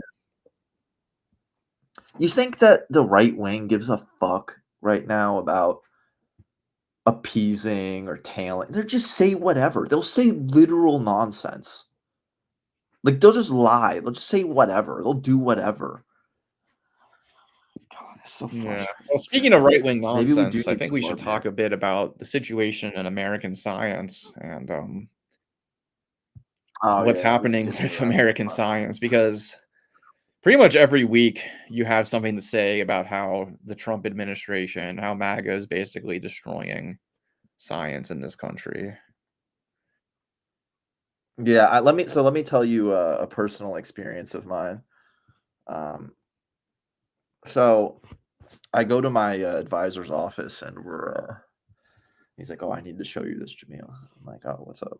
And he's like, "Look at all of these." So Ted Cruz's office developed a list of grants to cancel because they're DEI. And it's very clear that to develop the list, they used a search engine or AI because it included a ton of stuff that had the word Oh my god. inequality in it, which I mean, inequality is in math. So there was like literal grants that were canceled for the study of mathematical inequalities, right? They were like canceling it because it's woke. Like, you know what I'm saying? It's just really, really laughable. Like, it's just so stupid. You know what I'm saying? Like, just like and stuff that's much less funny. Stuff on maternal health or something like that, because it has certain terms in it, women or whatever, I don't know. They're canceling it because it's woke. But no, it's about literal like it's about like neonatal Yeah. science, right? Like the health of pregnant women. I thought you guys cared Well, they about that, clearly right? So yeah, it's really bad. I mean, I don't know what we want to talk about because there's so much to talk about in terms of the damage they're doing. Um, I don't even know well, where to I guess start. the place to start would be how exactly is, like, science set up in the United States, and how exactly are they doing damage to the infrastructure in terms of how it's set up with the funding and everything? So, I'm not a total expert on this. I would say and so people should do their own research. Correct me if I do say something wrong, but let me go over briefly, sort of like in very broad strokes, um, the history of pre and post World War II science. Um, so pre World War II, it's safe to say that American science is largely conducted, um, either in private industry or because of philanthropy. So an example of that is the Institute of Advanced Study at Princeton, the history of which is pretty well recounted in a book called Turing's Cathedral by George Dyson, who's the son of Freeman Dyson, who's one of the greatest mathematical physicists of all time. And basically, the Institute of Advanced Study is seen as this very innovative thing because it's seen as a space in America where scientists, mathematicians, intellectuals can do science or produce knowledge for its own sake. And it's supported by a family of philanthropists who themselves owned big department stores in New Jersey. So pre-war, their institutions of science are largely private, is safe to say, right? Now, during World War II, as people have become more aware, there becomes a necessity for the application of quote unquote basic research or knowledge to the military endeavor, which culminates in the Manhattan Project and in the genocide of Hiroshima. So it's important to understand that pre-war American science is not only private, but it's also pretty low quality, especially compared to its European counterpart. People like Oppenheimer had to be sent to Göttingen, to Germany, and to Cambridge to receive, he went to Harvard and he was a chemistry major, and he had to get sent to Harvard or to Britain, Cambridge, which was a disaster for him actually, and Germany in order to receive top-notch training because the American level was seen as much lower at that point. So during the war, there's not only the increasing application of theoretical knowledge to military problems or military technology, but there's the importation of a lot of foreign scientists. I mean, I can name some: Hans Bethe, Albert Einstein, Szilard, Jonathan von Neumann. Just there's many I could name. Just genius scientists. So the experience of World War II kind of changes very deeply American science, and the United States government begins to realize that there needs to be a more systematic approach to the development of science and of technology. Right. And that, especially with the victory that the Soviet Union achieved with Sputnik in 1954, they begin to implement programs for the financing and support of scientific research, notably in something like DARPA. DARPA is tied to the military, but it finances a lot of kind of just basic research that's not immediately applicable, and it's implemented under Eisenhower, and it's given a huge budget. And then NASA is created, also thanks to Operation Paperclip, where a bunch of Nazis are imported and given the top-notch life in the deep US. state. Yeah, and so in the post-war, the point is this: there becomes more and more of a space for public research. So there's the establishment not only of funding programs, that is like public funding programs, that is taxpayer-funded science that's given to private institutions, including universities, but there's also the establishment of public institutions themselves that conduct scientific research, things like NASA or the National Institute of Health or the Centers for Disease Control. So today I would say that the organization of science is this very weird nexus between private and public, where on the one hand, you do have sources of financing that come from things like the Department of Energy, that come from things like the NIH. And then you also have the existence of public institutions themselves, which host scientists and which conduct scientific research, like the Department of Energy, like the NIH. Like, for instance, my work is funded by the Department of Energy, right? And many other NIST and many other organizations or institutions. So that's kind of how it's broadly organized. And it does have to be stated that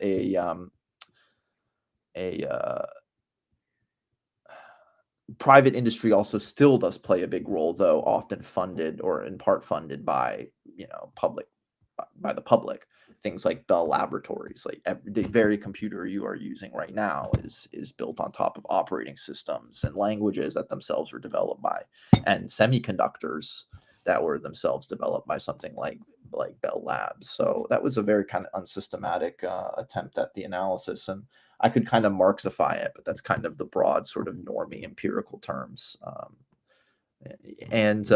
So kind of what the Trump administration tried to do last time and what it's doing right now is to sort of destroy this publicly funded, these public institutions of science and the public financing of science. And that means not only the destruction of public institutions that engage in scientific research like the NIH, but also kind of the destruction of those parts of the scientific apparatus that deal with things like regulatory quote unquote science, like something like so the HHS, Health and Human Services, is the overall department that leads the NIH and the CDC, and the NIH does a ton of stuff like clinical work, experimental clinical work.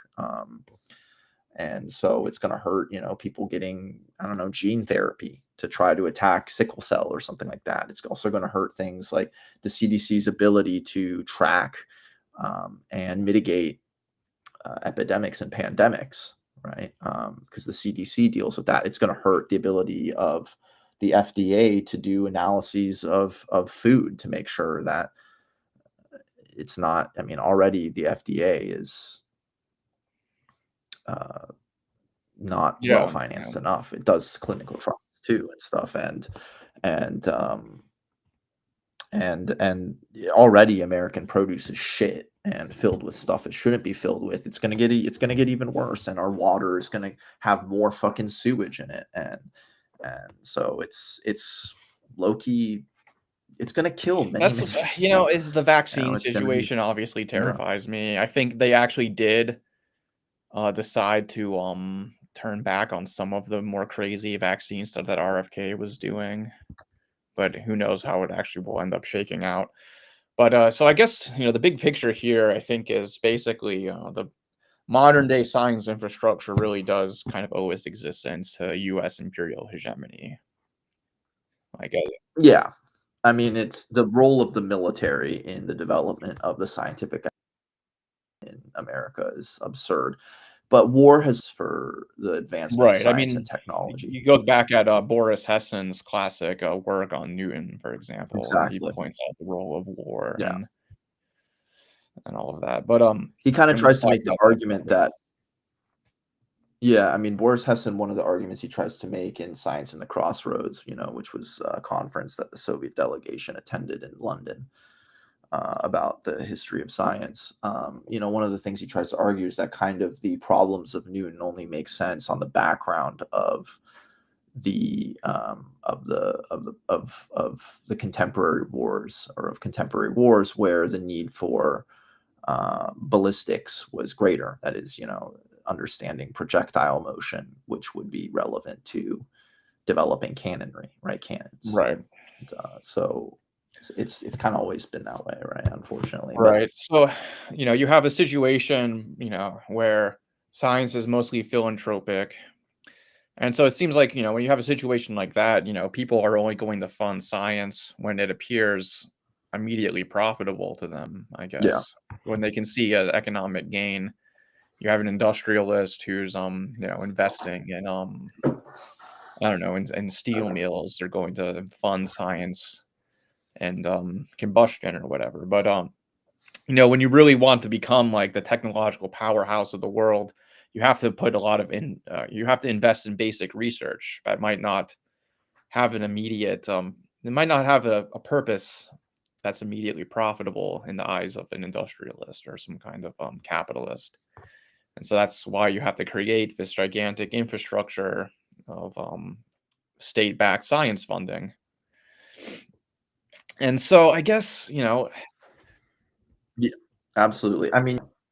I guess it just baffles me, why they would want to destroy this. Because if you clearly the United States empire is concerned about Chinese hegemony. It's concerned about the decline of U.S. prestige globally and U.S. military power. So if you have any understanding of reality, if you aren't just a complete moron, why would you want to undo so much of the basic infrastructure that has created the the power that you rest upon right now? Yeah, so let me go back real quick. You were kind of giving a Marxist theorization of the place of science in society. And so capitalism is defined as, let's just put it this way, a kind of society in which social life is dominated and directed by capitalist accumulation, right? And so in that sense, science becomes a productive force, right? And its existence as a productive force is that is something that gets applied in the labor process for exploitation. It explains why very often theories are developed in the context of attempting to improve the quite frankly, just the instruments of production that facilitate or that maximize the exploitation of labor. The prime example is thermodynamics. Thermodynamics is developed as a theory, which is developed on the background of the emergence of the steam engine and making the steam engine more efficient. Seth Carnot, who was one of the founders of thermodynamics, was himself an engineer who dealt with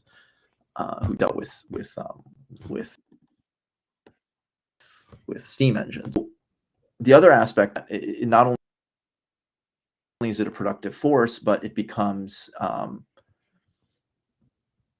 it enters into the power of the state, right, in the development of military technologies, and the state has to sometimes act as kind of the uber capitalist, because the various individual interests of the capitalists will often conflict in ways that create a sort of anarchy that works against the stability of capitalism. And so sort of an uber capitalist has to emerge to kind of act as the executive committee of the bourgeoisie, to coordinate the various interests and to make sure that there's something more or less harmonious that establishes the basis for capitalist accumulation, right? And so because basic research is not always immediately profitable, it's not always pursued by capitalist firms, the state has to step in and produce the knowledge that then the capitalist firms will appropriate to make something profitable. So something people don't understand is that all of the knowledge that goes into the production of their vaccines is publicly funded, and more or less a lot of it. And then after kind of all of the knowledge is there, the pharmaceutical firms have the money to actually kind of conduct the trials and develop the vaccine. And so they take that knowledge and then they commodify it in the form of vaccine, and then they sell it back to us, right? So it's this really fucked up parasitic almost relationship, right? But there was something I was that I was going to say, because I'm kind of all over the place. But what you're saying is true. A good capitalist would understand that you need to have that infrastructure in place to do the basic research. A good imperialist would understand you need to have that infrastructure in place to produce the knowledge to make really, really good weaponry. But what you said is also true. They're morons. Capitalists, nor are they good imperialists. They don't really understand capitalism. They don't really understand imperialism. And the truth is that contingency plays a role in history. Stupidity plays a role in history, and stupid people have power. And I think that for Trump, someone like Trump, the reason he wants to attack science is because he's stuck in that moronic culture war mentality where scientists and academics are seen as libs.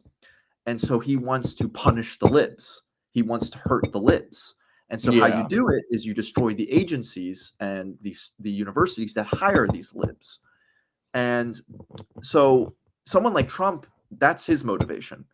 Someone like RFK is kind of an ideologue who's into all kinds of new age bullshit. So there's this weird alliance between people who are engaging in the culture war and just want to punish the libs, and dumb hogs like RFK that are kind of into weird neo-hippie bullshit around vaccines and anti-vax stuff. And so we have this really unholy alliance that's coming to kind of dominate and cut up the research and regulatory parts of the scientific apparatus, right? And it's scary shit. I mean, NIH has had like 31% of its budget cut. You know, I mean, it's bad, and they fired a ton of people at CDC. And you know, I was just talking to someone at the FDA, and they're probably going to be okay, but a lot of the people working in their lab are not, and they're not doing anything too sordid, right? They're, as I said, they're kind of doing the kind of work where they're studying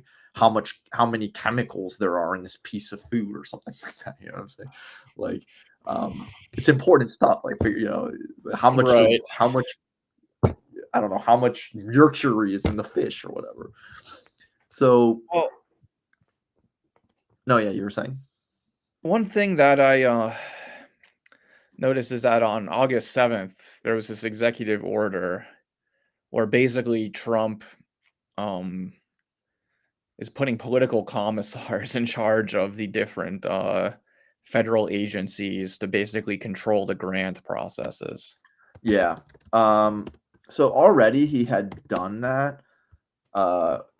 Like this guy, he's been appointing his goons to various agencies like NIH. There's this guy called Dr. Jay Bhattacharya, who's a Stanford economist who works on the economics of health or something like that, but not a scientist. One of the good things I will say about US science is a lot. I mean, don't get me wrong, I'm not like an uncritical fan of US science, but as opposed to, I see my mother works in France in science, and in France, a lot of the scientific agencies are headed by these pretentious bureaucrats that go to the equivalent of Ivy League schools in France, and who are not scientists. So they have no idea about how scientific research works.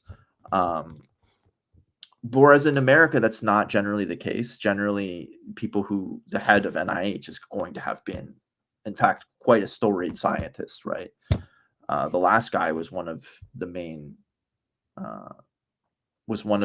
guys behind the Human Genome Project. You know what I'm saying? It's a tremendous scientific accomplishment.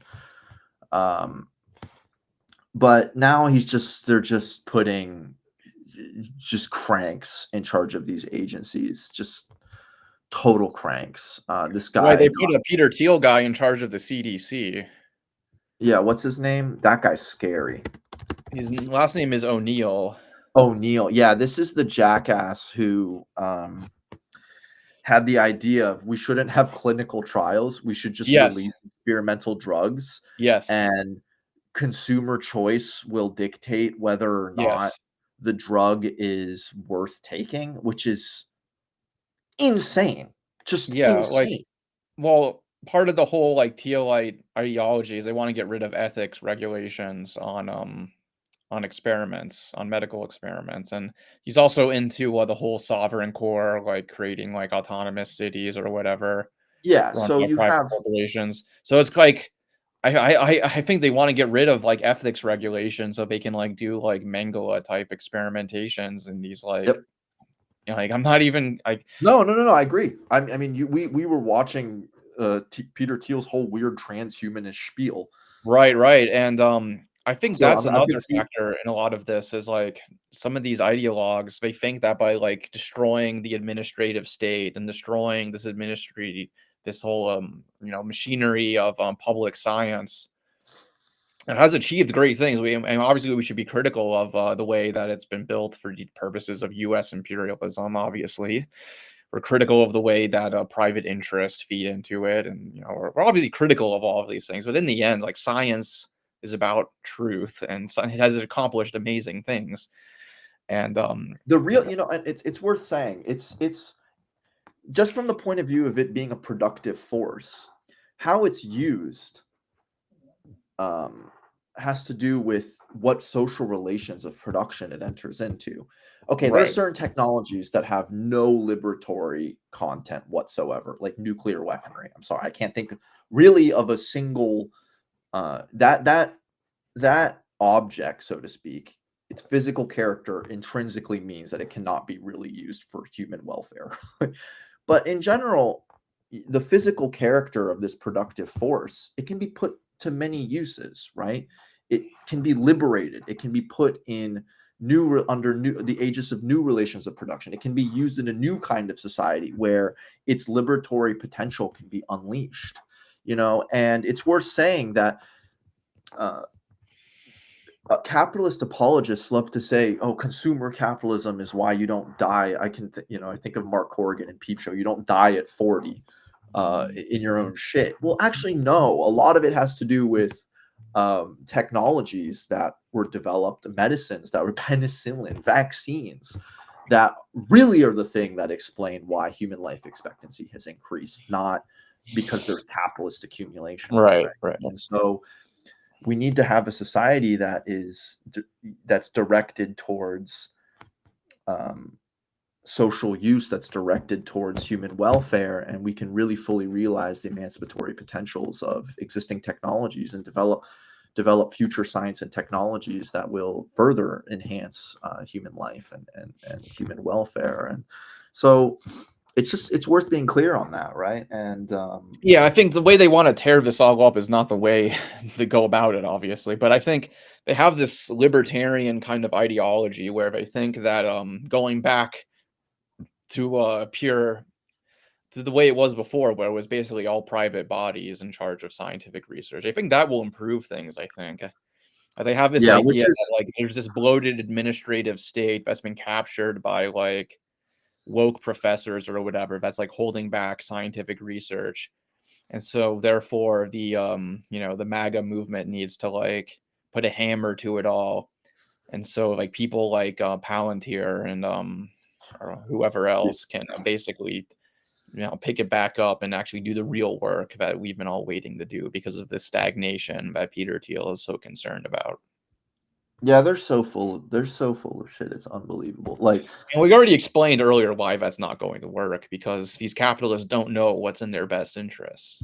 And even then, they, as I said, it's kind of like roads or something, or dams, or I don't know. It's projects that require such massive investments that you kind of need the quote unquote super capitalists to organize it, or it'll never get done. And if it doesn't get done, it impedes the ability of the various individual capitals to accumulate, right?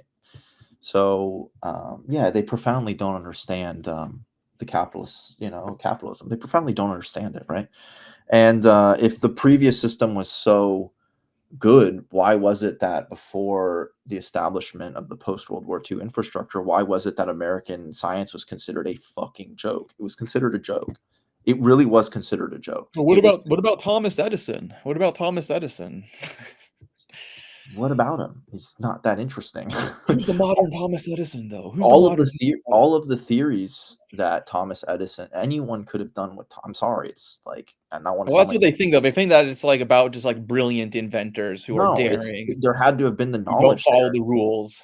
And fucking, Maxwell and Faraday were not, and Savart and Buell, they were not Americans. All of the knowledge that goes into making, electricity a technology was not because of the Americans, right? Yeah.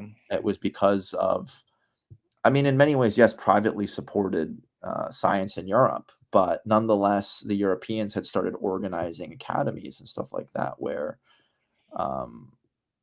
sometimes they were in part publicly backed.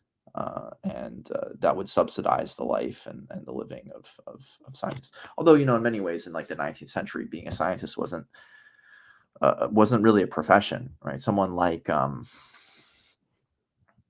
Fourier, he wrote something called Théorie analytique de la chaleur, where that little book developed so many mathematical techniques. But he was a fucking lawyer. That's what he did in his, Yeah. And he kind of would do Egyptology and mathematical physics like in his free time. But so yeah, I mean, they're just destroying. They don't know how to, they just don't understand capitalism. They're bad capitalists. They're really bad. I will say, and I'm probably going to, like, people are probably going to say I'm cringe for saying this, but like Trump putting the like political like appointees in charge of like the departments does kind of remind me of like Stalin, is the Stalinization of science, like during the Cultural Revolution in like the late 20s, early 30s. Obviously, there's a lot of differences because they didn't like have this like crazy libertarian private funding science ideal that they had. But yeah, but like it's really interesting because there was that idealization of the idealization of the politicization of science in the Soviet Union was like the Jadovshchina, but people like Lauren Graham are pretty good at showing that besides biology, where Lysenko did serious damage, that the natural sciences were pretty immune from political intervention, and that the political intervention was as superficial as a political commissar signing off on whether or not your paper was subversive, which if you're a condensed matter theorist turning in a paper on the many-bodied theory and Green's functions of Fermi liquids, they're not going to be like, you're done. You're going to the gulag. So the intervention was not as bad as is caricatured, besides biology, which was a disaster. And that was for deeply political reasons because of... Yeah, we have a whole podcast on Lysenkoism. Definitely check that out. Yeah. But for the most part, it is very clear that Soviet science experienced tremendous growth under the Soviet Union. And there's, for instance, it won over many skeptics. So even Pavlov was not a Bolshevik. If, everyone knows who Pavlov is, very famous physiologist, right? Everyone knows the story of Pavlov's dog, that Pavlov. He was very skeptical about the Bolsheviks. And then the Bolsheviks increased his budget by magnitudes. And he was like, okay, yeah, I kind of like these guys, right? So this is worse. Yeah, no, I mean... Yeah, they're way worse. I'm curious though, like, where the ideological, because under Stalin or whatever, it was really in biology. So I guess in this case, it's going to probably be with like vaccines and stuff like that, I guess, and probably in biology, maybe it might. Yeah, what was the Jadovshchina also hit a lot of non-natural sciences. So a lot of history, a lot of ecology. It hurt philosophy. It hurt literature. It hurt art. So it was not innocuous. It was definitely not innocuous. But in the natural sciences, the one that took the biggest hit was definitely biology. Here, I mean, it's not clear what damage they're going to do. The most quote unquote superficial form of damage you can do, which is really bad, is scientific institutions are very fragile and they depend on memory, which is to say they depend on a generation of highly trained people transmitting their knowledge to a new generation. And I think that the first thing that this is going to do is it's going to break that link, because a lot of people are getting fired or a lot of people are leaving the US to go get jobs elsewhere, right? So that's going to do, and that can cause like irreversible damage, because that's exactly what happened in the Soviet Union. Soviet physics and chemistry was excellent. I mean, we're talking the best in the world, along with the Americans in the post-war. But in biology, no, they weren't. And it's precisely because Lysenkoism ended up just destroying the career, literally killing biologists who knew what they were talking about. And those biologists were not able to transmit their knowledge to a new generation. So it kind of irreversibly suffered in that way, and that's the fear here, is that they kind of... So I guess like with with Stalin or whatever, it was mostly biology that suffers, but in this case, like, you'll have every department will have some stupid chud basically where you have to prove to them that your science is somehow like, serving the interests of patriotic Americans or whatever, or else you don't get funding, and they probably don't understand anything about science. And yeah. Well, that's kind of already been right, happening for a while. Another thing is that the system of science has been just like less and less relatively funded. The Soviet Union was the single greatest thing for American science, because they just would pump tons of resources yeah, to compete with the Soviets. And now that you don't have that, and the US doesn't have its shit together to compete with China, you just don't have that investment. So more and more the daily life of a scientist, especially in something like physics, is defined by just chasing after micro grants. You spend 50 hours writing a grant to get 20,000 here, 20,000 here, 20,000 there from this and that department. So I mean, but it's gonna get even worse. To be honest, I'm not so sure that I don't know how it is, but like at least in physics, we haven't had dumbass chuds getting put in places, from what I know. Although I don't know what's going on at a place like NIST or any of the national labs, but my feeling is that at the national labs, they haven't yet put in total dumbasses into positions. It's really health and biology that are getting fucking annihilated. And to be honest, it's also kind of like, I don't want to say it's karma, but the American healthcare system is a crime, is a fucking crime against humanity. And the commodifications of health necessities like vaccines is a crime. And so the ability of the class of scientists to be associated with this cabal of murderers also is working against them now, right? It's a crisis of legitimacy, because insofar as there hasn't been obvious opposition, and insofar as there hasn't been a change to the healthcare system, all scientists are also tarred and seen as part of that group of fuckers who are poisoning and killing the American people. And so it's kind of like bad karma, right? The crisis of legitimacy of the state, of the American healthcare system, is bleeding and infecting the class of professional scientists. And in part, that's also our fault. I mean, there is an uncritical acceptance of the way things are set up in America. I mean, there's I think scientists are just too economically comfortable as part of it. Like, I mean, well, that's not necessarily true. Well, to be honest, I guess Americans are probably too economically comfortable in general. It's pretty the scientific community has a lot of class inequalities or inequalities. You can be a postdoc for over a decade and you're making $60K, which is slightly above the national average, but you're often working in areas where you're well below the local average. But then you make it to the top of the scientific pyramid within public institutions, and you can be making but it's still kind of like this guild-like structure where you're like working your way up, and it's very career oriented. So it's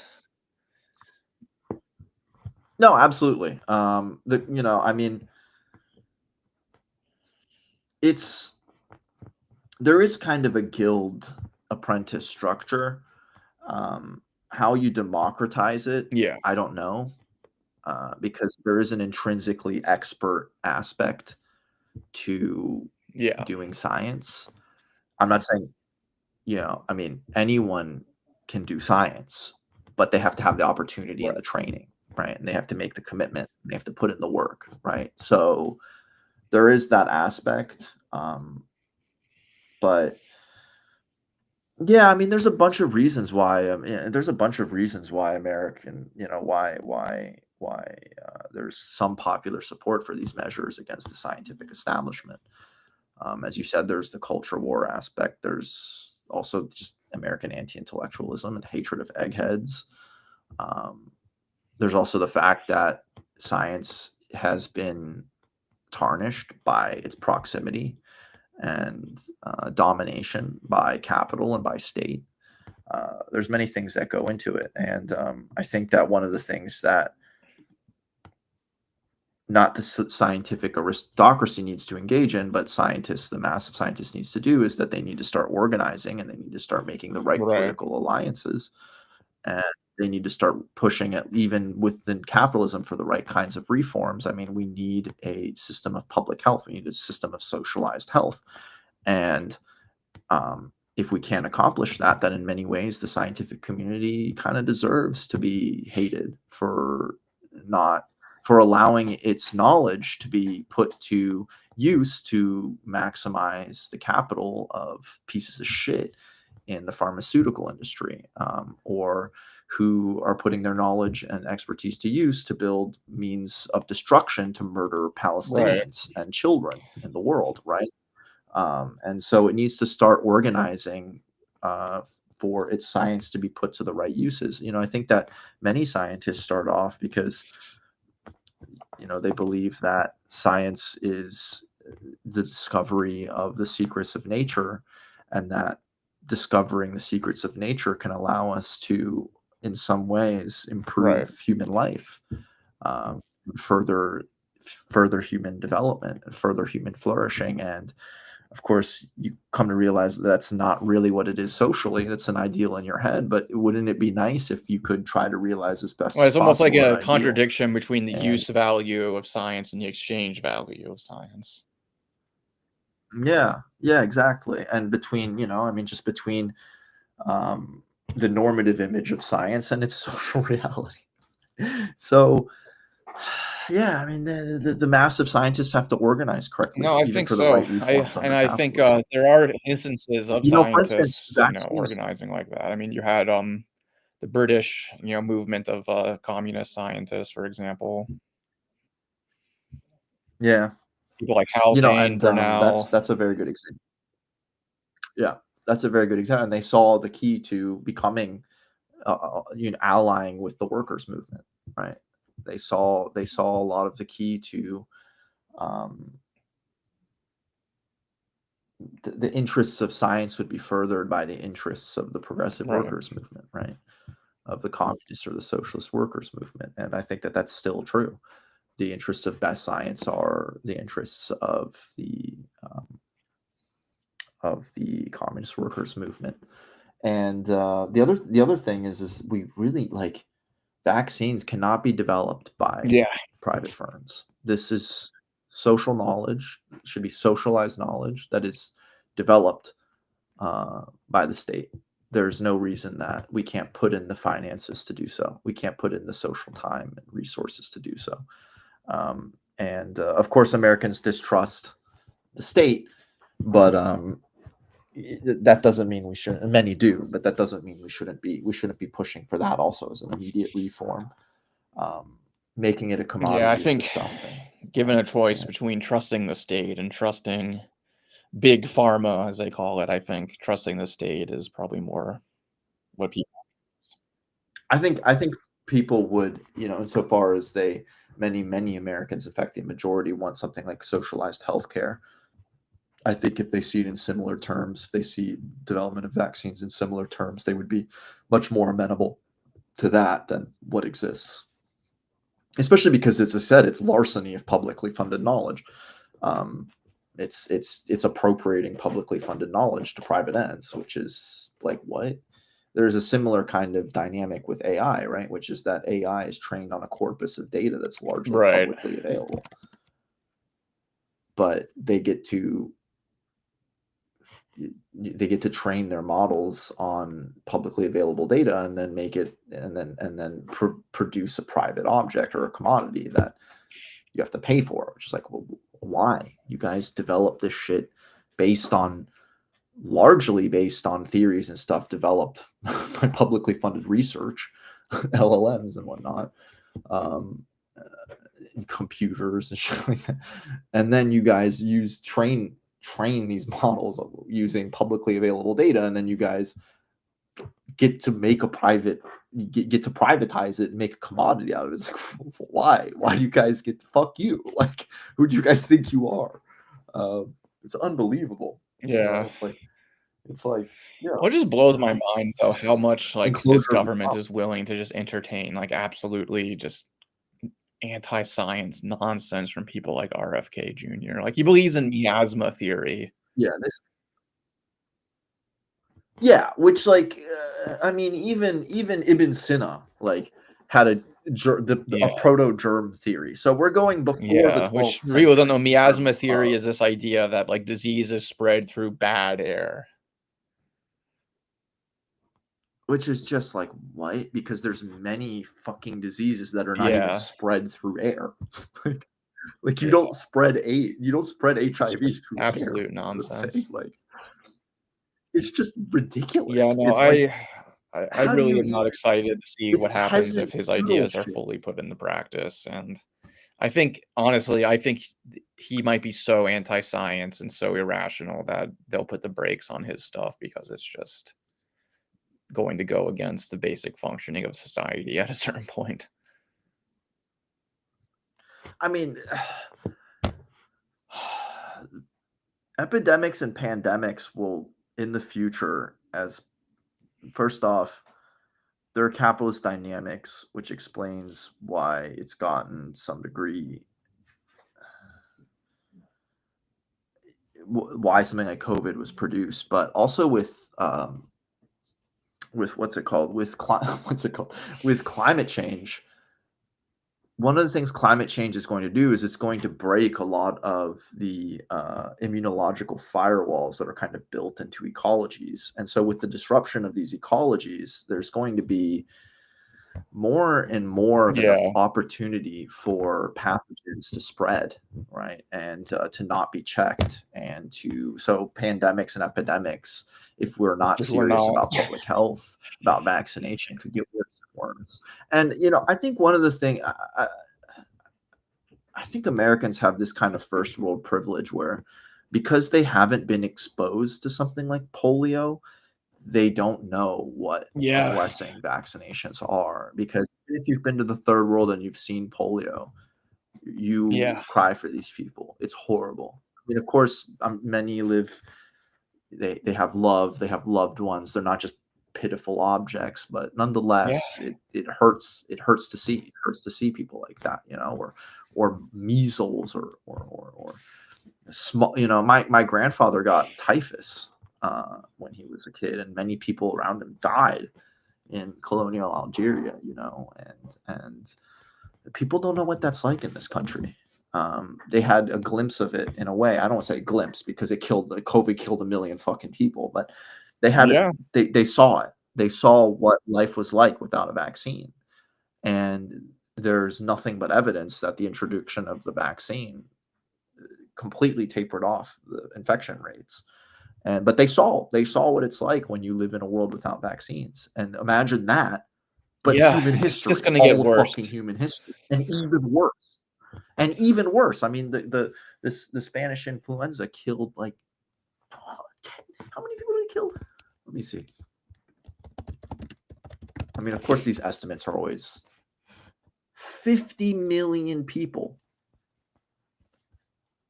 It infected 1/3 of the world's population and killed 50 million people.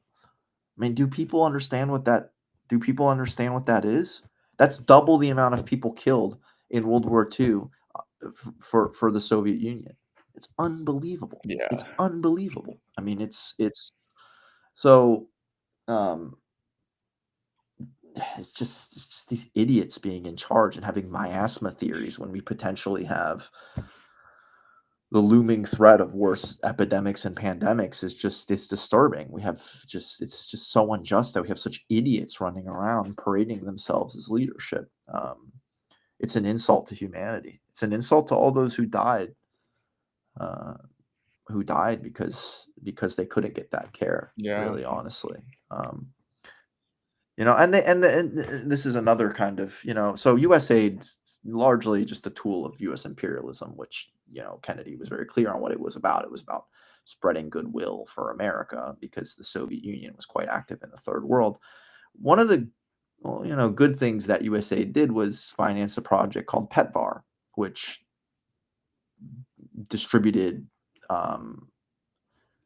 a medication to combat things like HIV to millions of people. And the elimination of PEDVAR is going to lead to many, many, many people developing AIDS from HIV. It's going to kill hundreds of thousands of people. And it costs pennies for the US. Nothing. Costs nothing for the US. Nothing. I mean, like, if government expenditure were actually financed by what we pay, it would be 1/1000th of a cent per person. You know what I'm saying? Like, it's nothing. It's absolutely nothing. Yeah, they're just going to get rid of that and just kill hundreds of thousands of people, you know? And I don't know if America realizes this, but it doesn't live in a fucking bubble. Not that they should fund such things to just protect themselves, but exploding rates of AIDS in the world is not just going to hurt the third world. Like, that shit spreads.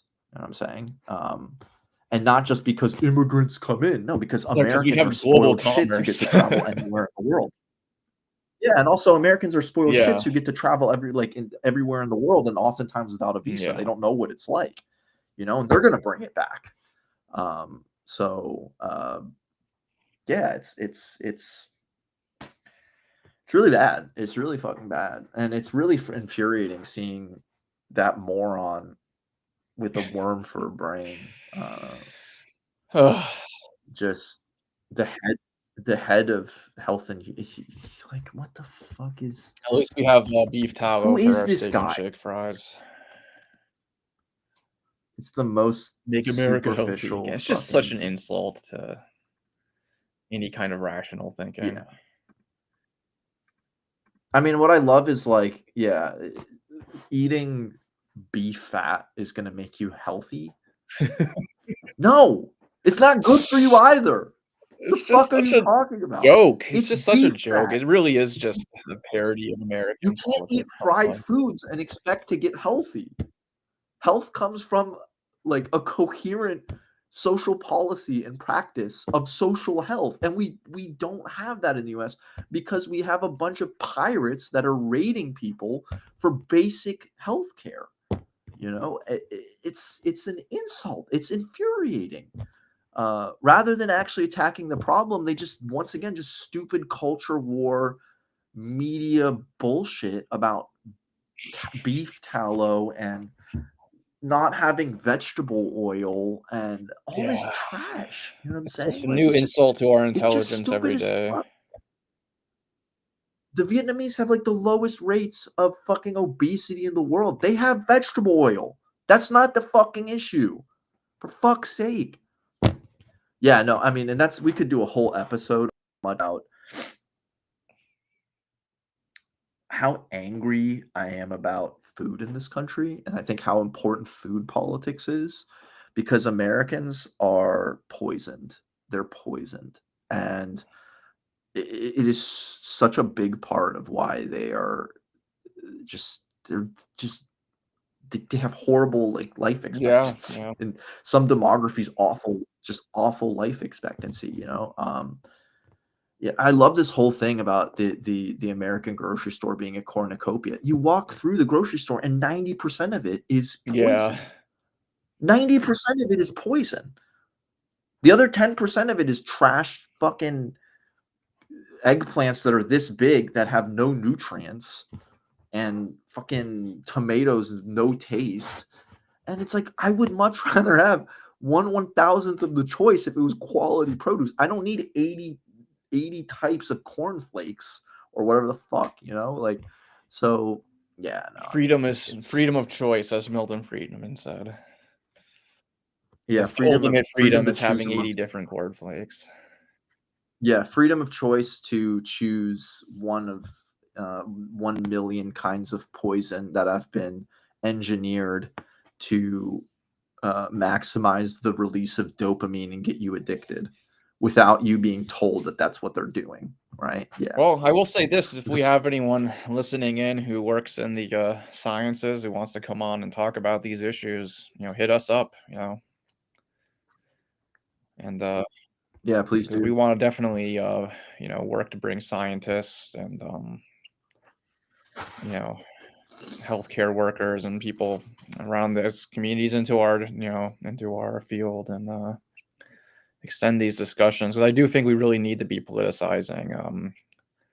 We need to be politicizing sciences. We need to be politicizing health. We need to be politicizing food. And from a rational Yeah, absolutely. we don't want to become, RFK 2.0, but no, we want to oppose the existing scientific establishment in the interests of best exactly. science. Although RFK would say similar bullshit. However, if you are espousing miasma theory, you should be thrown off the Yes, cliff. exactly. The problem with the existing scientific establishment is not, that they believe in science, because there is like this romantic anti-science like attitude in the left, in parts of the left, I should say. Like, it's like, oh, that's. Let's be honest. Some of it is as superficial as I don't like. Yeah, math, some of it is superficial, as that it's stuff's complicated and is hard, which is fair enough. It is, but like that's not an excuse. And some of it is kind of just bad theory and romantic kind of like idealism, and like some of it is like just anti-intellectualism and hating like the glasses wearing nerds who control us all, I guess. They bring us full circle back to where we started. Yeah, I think a lot of there is also a kind of leftist who, this is almost like a pre-2008 kind of leftist who's really into critical theory or the discipline of critical theory. And in critical theory, the staple of philosophers who inform their thinking are themselves like pretty anti-rationalist. Yeah. And I mean anti-rationalist in kind of broad terms, but just the fact that anyone on the left reads Heidegger and thinks that that's a smart avenue. Well, I was gonna bring us full circle. That's where Haas gets a lot of his ideas from, is Heidegger. That's what I'm saying. Yeah. Like, so it kind of just like, there you go, right? They're primed to quote unquote hate the sciences, right, or see something, like they see science as like inherently dominating nature and therefore inherently like leading to like exploitation and domination. It's kind of like this. Or, in the case of Heidegger, it's kind of like there's an irreducibly experiential part of the human condition for which science has basically nothing to say or offer. Right. And we should study that. And I myself and have developed a theory of DSA that best captures that irreducibly experiential and immediate aspect of human life. And so you should listen to me and not give a shit about the exact sciences, so yeah, good luck with that. That's I think it's evidently not all human knowledge is reducible to scientific knowledge, but if you want to have an understanding of the world, the natural and the social world, then you better take science. Right, this idea about science, it disenchants the world. It takes the mystery and beauty out of the world. Actually, if anything, it kind of throws up. I know. I was like, throws up more mysteries. I know, that's what I was going to say. It's like, no, actually, it kind of does the opposite. It actually, raises new questions and kind of would you rather just be a child, really like permanently like in awe of things and just like, oh my god, it's so beautiful. I don't want to understand this because that takes the mystery out of it, and God forbid. It's two different kinds of. So there's a difference between mystification and finding something mystifying, right? Like mystification is when you pose. I mean, I'm making this distinction here, but it's when you say something is completely inexplicable, and so I'm not even going to try. Right. And finding something mysterious is you try to understand it, and it brings up new questions, and those spark curiosity. Like, I mean, the best physics today, we have some really puzzling. For instance, quantum field theory predicts that the lowest form of energy, so to speak, in the universe is infinite. Right. And in quantum field theory, you can be like, oh, well, it's all relative. Everything is based and everything is judged in relation to that kind of baseline infinity. But then general relativity predicts that if there's an infinite amount of energy, then there's infinite curvature, basically. I mean, basically, it's a bit more complicated. So it's like, but evidently our space-time is not infinitely curved, because then everything would be a black hole, right? So it's like, what's going on? What's going on? Is there really that infinite energy? I mean, that shit it's a mystery, and it's not understood, and it's really profound and interesting, right? So, and it's sad that I didn't have to throw in a ton of math for people to understand the broad terms of that. And it's to me, that's more interesting or mysterious than Dasein does this and that. Yeah. Dasein doesn't understand the hammer and the preontic and all this bullshit. Dasein doesn't understand the hammer's beauty of the hammer. It can understand that the hammer can bang the nail into the wood, but it can't understand the beauty of the hammer crashing into the nail. Yeah, I mean, it's like, whatever, man. Fuck Dasein, man.